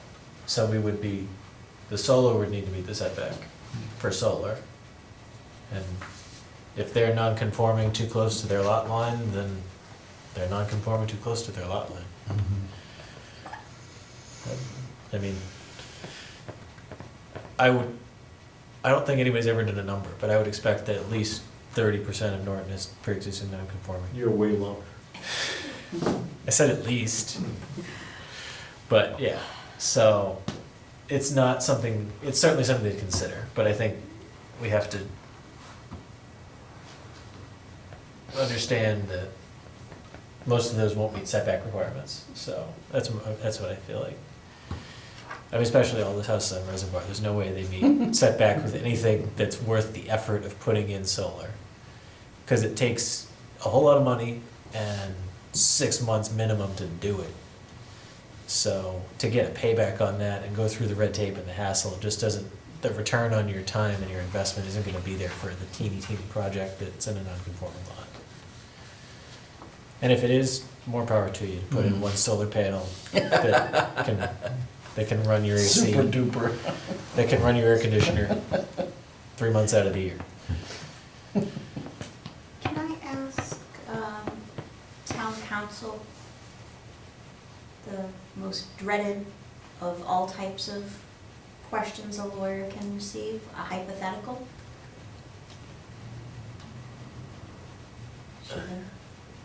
Amy, are you open to answering a hypothetical question here?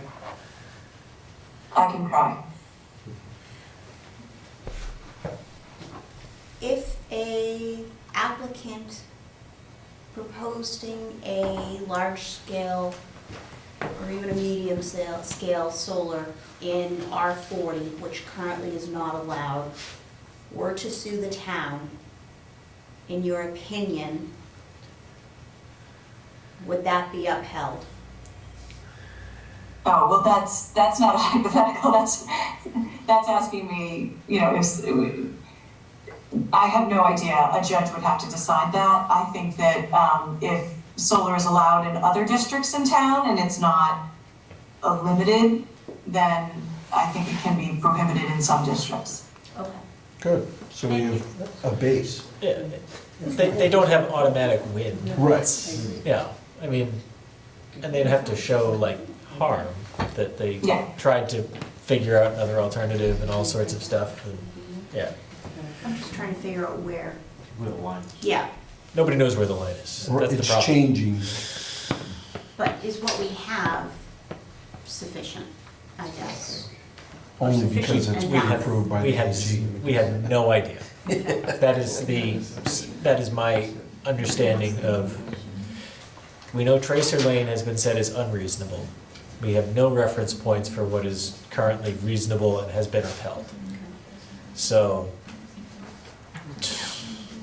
And God forbid it's not a big accident that sets that precedent. yes, exactly. Okay.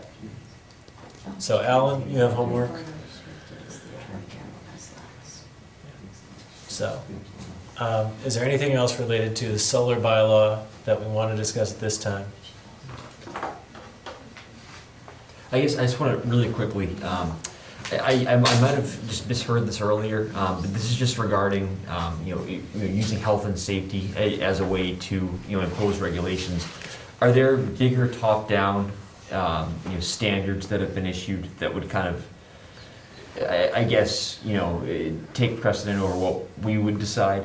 For example, if we say, these particular standards don't meet, health and safety standards here in Norton, could somebody say, hey, the Massachusetts says otherwise, and all evidence points toward, these being completely safe, regardless of what Norton says. I just don't know if something had been made in reference to that earlier, specifically. If not, I might have just misheard, but I believe Amy had said something along those lines earlier.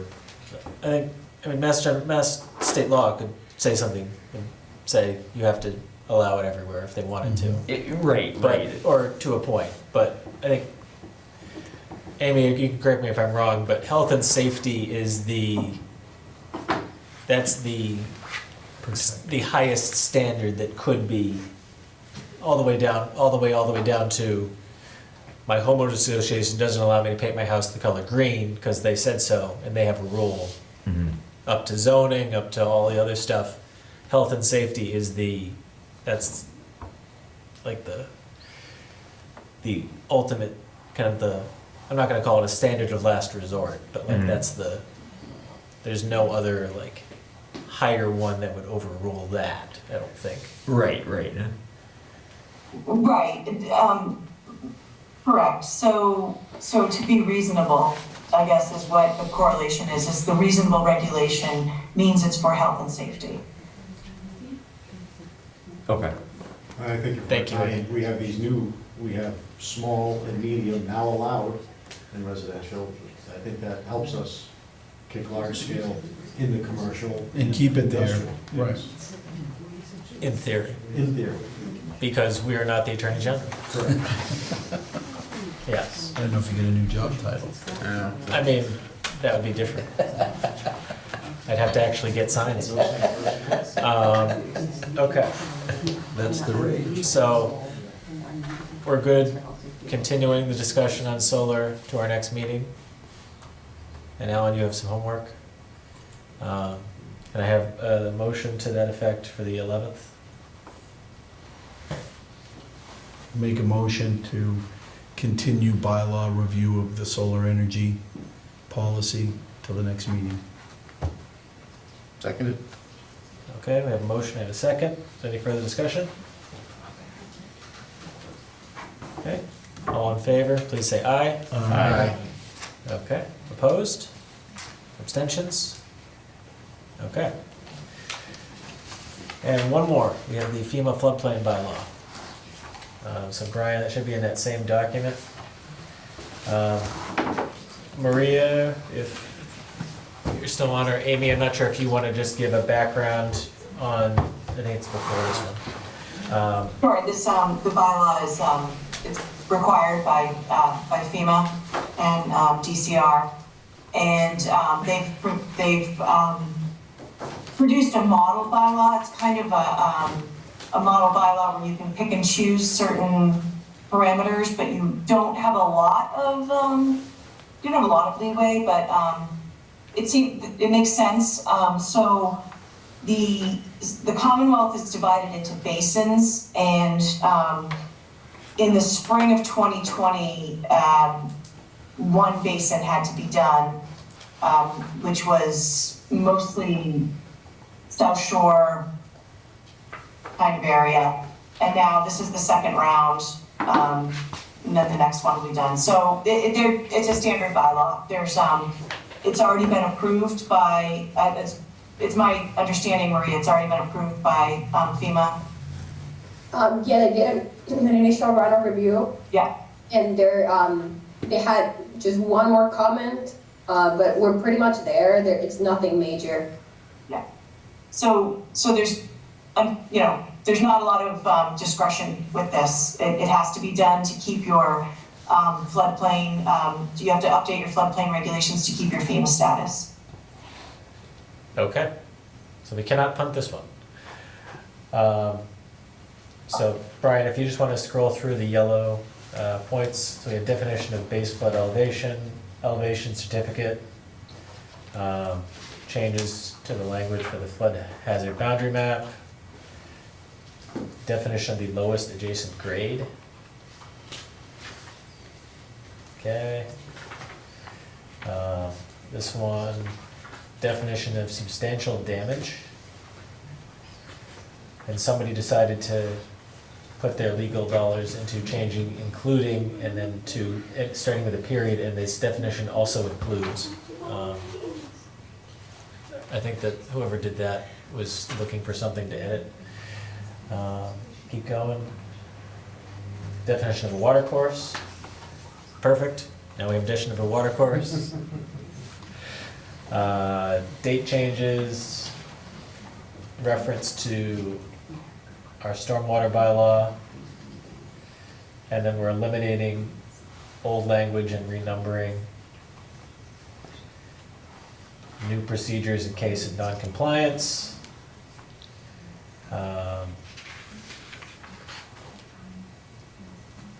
Everything goes to the building commissioner and grievances, etc.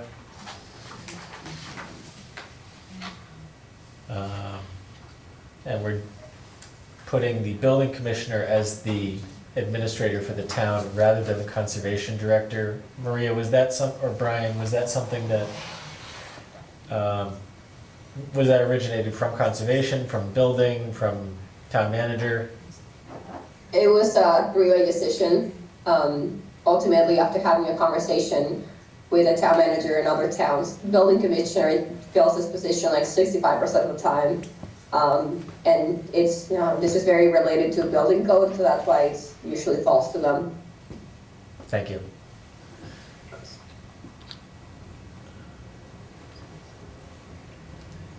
Elimination of the section on subdivision proposals and base flood elevation. Base flood elevation was defined previously, so now it's eliminated here. More language. More eliminations of water courses. That's good, we're just calling it the administrator, and now we don't have to update it again if we change the other section. Marie's hands up again. And is that the end? Okay. That's the end. And Maria, I see your hand up again. Is there any further Yes. clarification that you wanted to give? Sorry, I'll try not to die again on camera. There's a change that I had to make a decision. A lot of the language you see stricken out it was repetitive. So it was mentioned in 2 or even 3 different parts, and FEMA said you have to pick a standard. I chose the most stringent one about the FEMA bylaw applying to either a certain amount of density or subdivisions of a certain size. It was like anything over 5 acres or, X amount. And I figured that would be safer. It was either the federal standard or something a little higher. And I figured a little higher of a standard that was, again, already in our language, so just deleted the other one, would keep us protected in case of any, possible litigations, and would give us a safe margin of error in case if there's any errors made in engineering plans, we'll still be complying with the federal standards. I don't know if you're opposed to that. It's one of the stricken out paragraphs if you like to look at what was taken out. But again, no real changes, just I picked one of the 2 because FEMA told me to. You scroll up, I think it's... I think it's a subdivision proposals. No, that was already there. It's something about what triggered.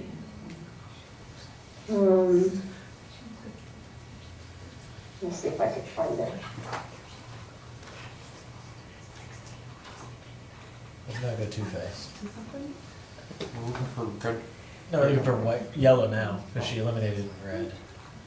Yeah, it should be. Is it a substantial improvement, or substantial damage, or non-compliance? No. No, that's all new. Let me see if I can find it. Now we're at the beginning, so. So I have it here.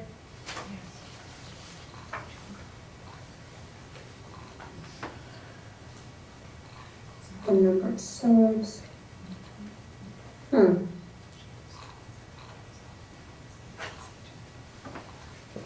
Most of it is just repeated language. Yeah. I can see find the that. email from FEMA and send it over. We still have another meeting to decide.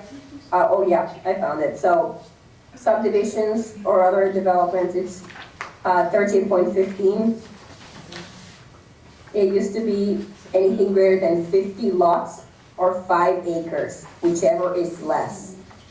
And I think I just settled for anything over 5 acres goes to FEMA review.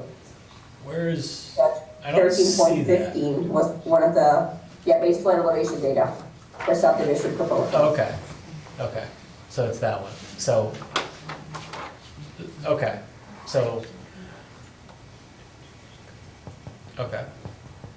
Does anybody have any No. questions on that? Or do we need to restate that? And the new language I chose to keep was under other use regulations, which is 13.4D1, sorry, D4, base elevation data, Yeah, 13.4. Yeah, one page down, yeah, 4. So Okay. 5 lots of or 5 acres. That's the standard that was a little more rigorous as opposed to 50 lots or 5 acres. so we're requiring elevation data for smaller projects. Yes, is that okay? Would you like to be less strict with it? And this would only apply to projects that are within a flood zone. Yes. I like the higher standard. Yeah, yeah. You made the right choice. Okay, perfect. So double check. Thank you. Okay. Does anyone else have any questions or comments? I know one of the residents here had a comment about this bylaw as well. So if they want to come up and ask a question, they can go right ahead. And if there's anybody on Zoom who's still with us and would like to speak, if they could just raise their hand using the reactions function in the Zoom.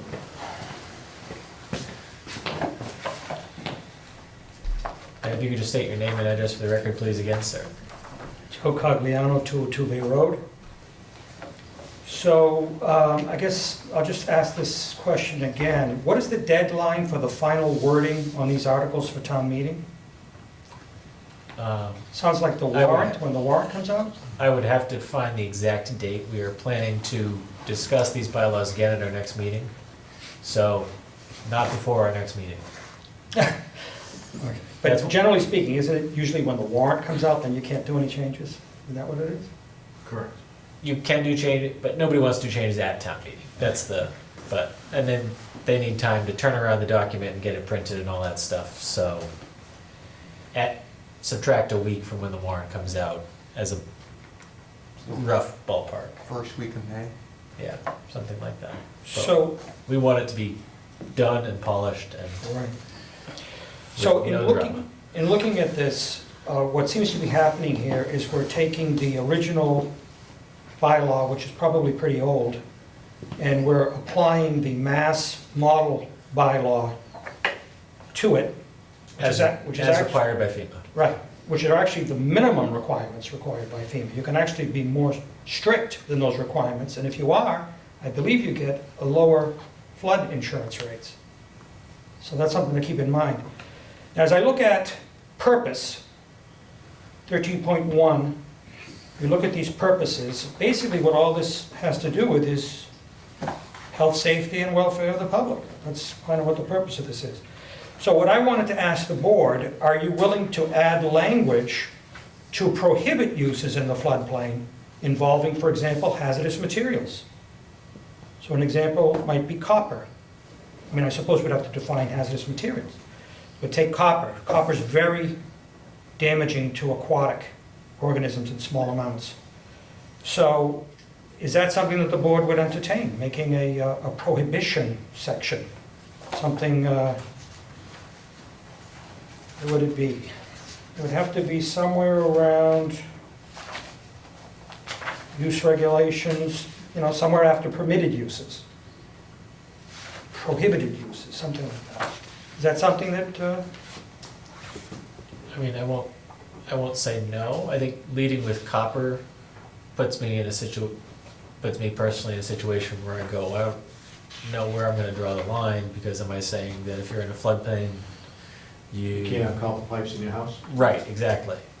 So I think you're thinking more water resource protection district type thing than floodplain. well, I mean, I'd like to include the floodplain. I know the Water Resource Protection District. In this particular project, I was told that the building commissioner, the previous building commissioner, said that that didn't apply to this particular project. I don't agree with that, because I think it did apply, but that was the claim. So I think, that's an issue here. Now, maybe it falls under new uses or special permit uses or something. I mean, it's something to think about, that I'm gonna have to think about how to do it. But I think we should consider prohibited uses. especially in the floodway, right? So that we know the floodplain is the whole thing, where water goes at the 100-year flood, and the floodway, under FEMA rules, is a subset of that. So it's from the water course, and then FEMA determines it using mathematical and computer models that squeeze the floodplain until you have 1 foot rise. That becomes the floodway. Now, nothing should happen in the floodway. So I've got a little bit of a problem with, under the permitted uses section, there is a potential variance involving encroachments. No, it's not a variance. There are potential encroachments allowed in the floodway if there's no increase in the water level. I saw that in one of the sections. Well, the problem with that is you're still increasing the velocity of the water course and you're causing erosion. So why do we want to do that? There should be nothing happening in a floodway. It floods. Why do you want to be there? Well, how many houses are in the floodway? None, as far as I know. Floodplain, there might be Floodplain. older homes in the floodplain. Yeah, lots of houses in the floodplain. Well, they must be, in the floodplain, maybe, yeah. Plain, yeah. Floodway, there shouldn't be anything in there.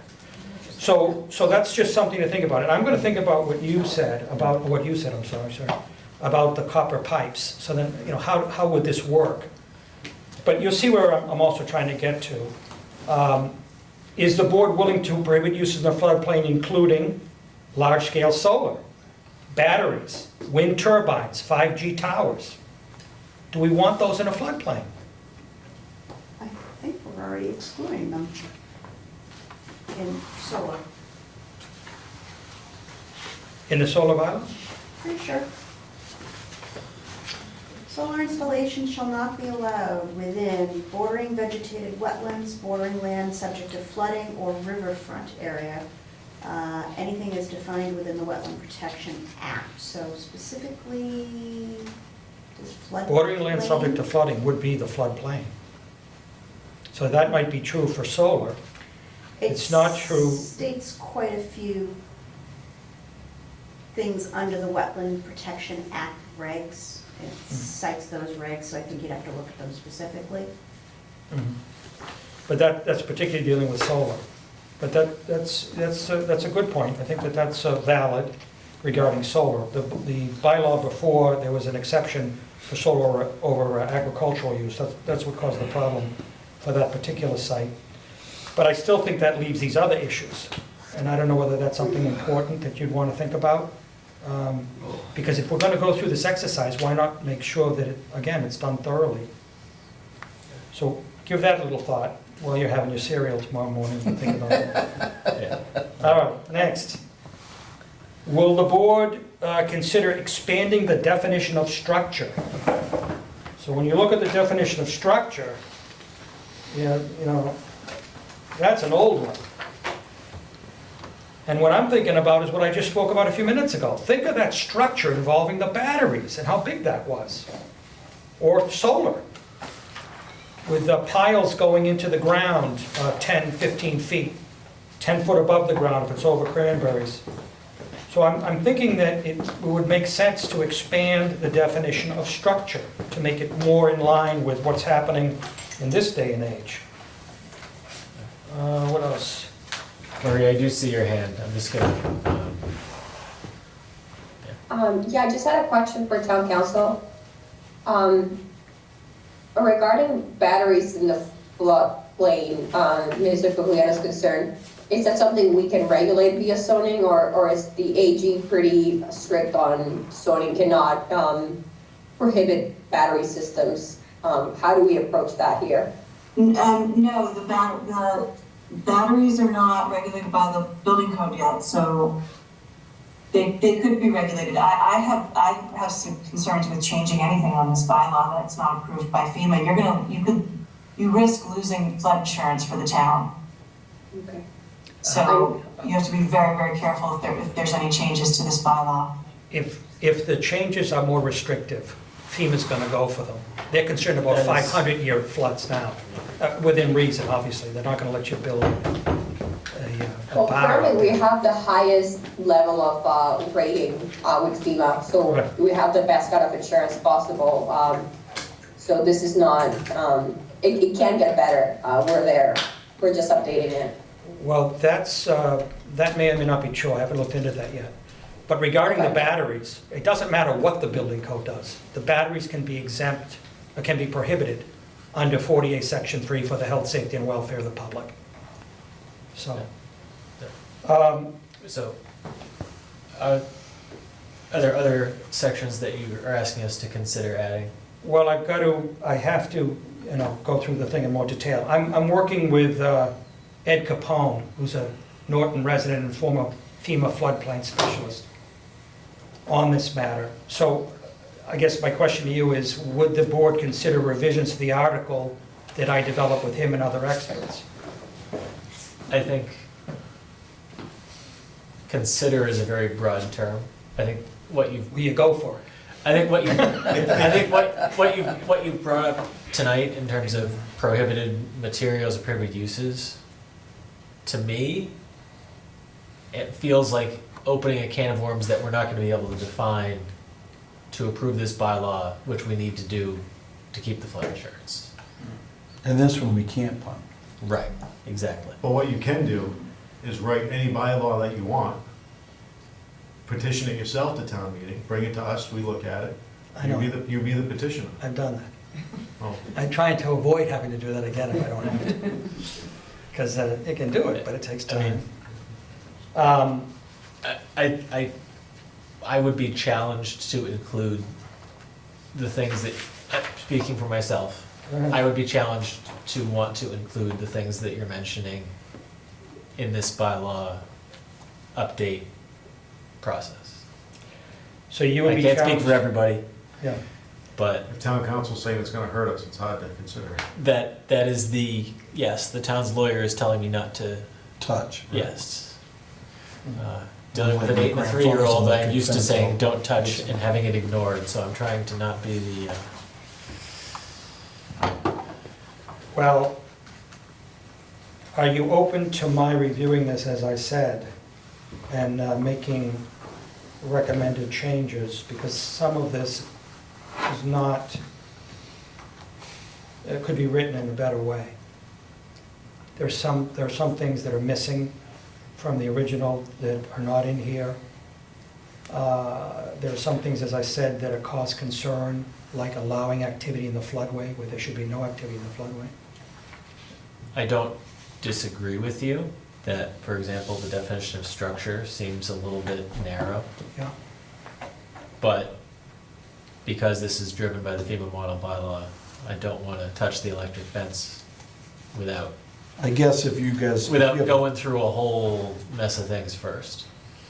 If you have a FEMA expert that says that there's gonna be no negative, can only help, that could be something that could be brought to town council and said, FEMA's written off on this and said it supports this change. Yeah. And there will be no loss of insurance. Not gonna be done in a month. So it's No, up to me, no, it's- unfortunately, it's Yeah. up to FEMA. Yeah.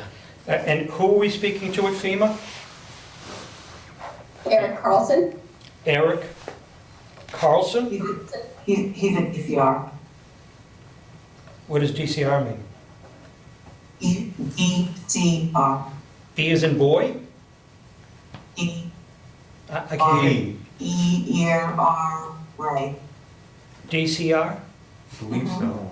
And what is that acronym, what are those? Department of Conservation and Recreation.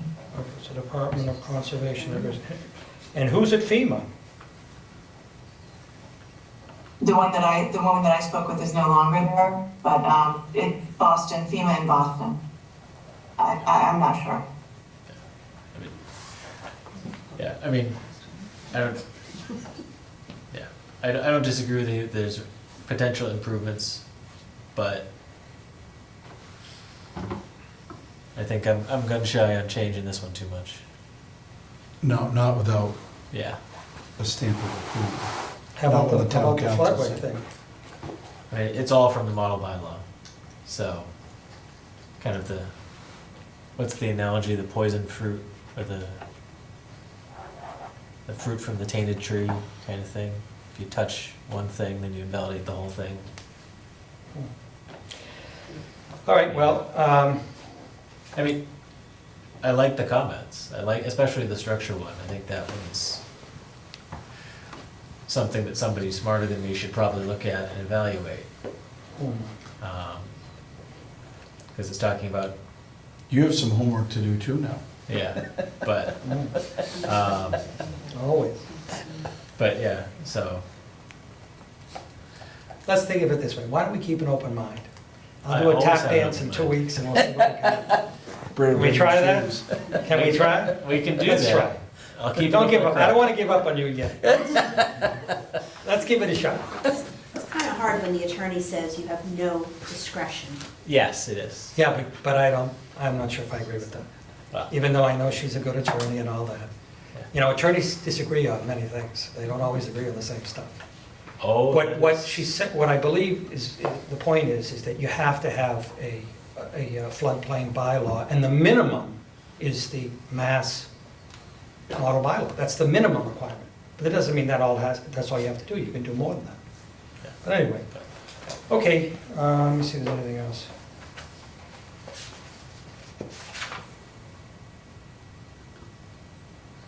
Okay, thank you. Thank you. Thank you for your efforts. Thank you, you're welcome. So, do we have any questions or comments related to this bylaw? We're going to continue discussion again to the 11th to make sure that we're covering all our bases. I think we continue to second. Motion and a second. Is there any further discussion? Hearing none. All in favor of continuing discussion on the FEMA town meeting bylaw article to April 11th, please say aye. Aye. All opposed? Abstentions? Okay, that item's continued. I believe that concludes all of the items that we had on our agenda this evening. Is there anything else anybody would like to discuss in this open session? Fall town meeting articles. Motion to adjourn. Second. Motion to adjourn in a second. Any further discussion? All in favor, please say aye. Aye. All opposed? Abstentions? Thank you very much, everyone. Good night.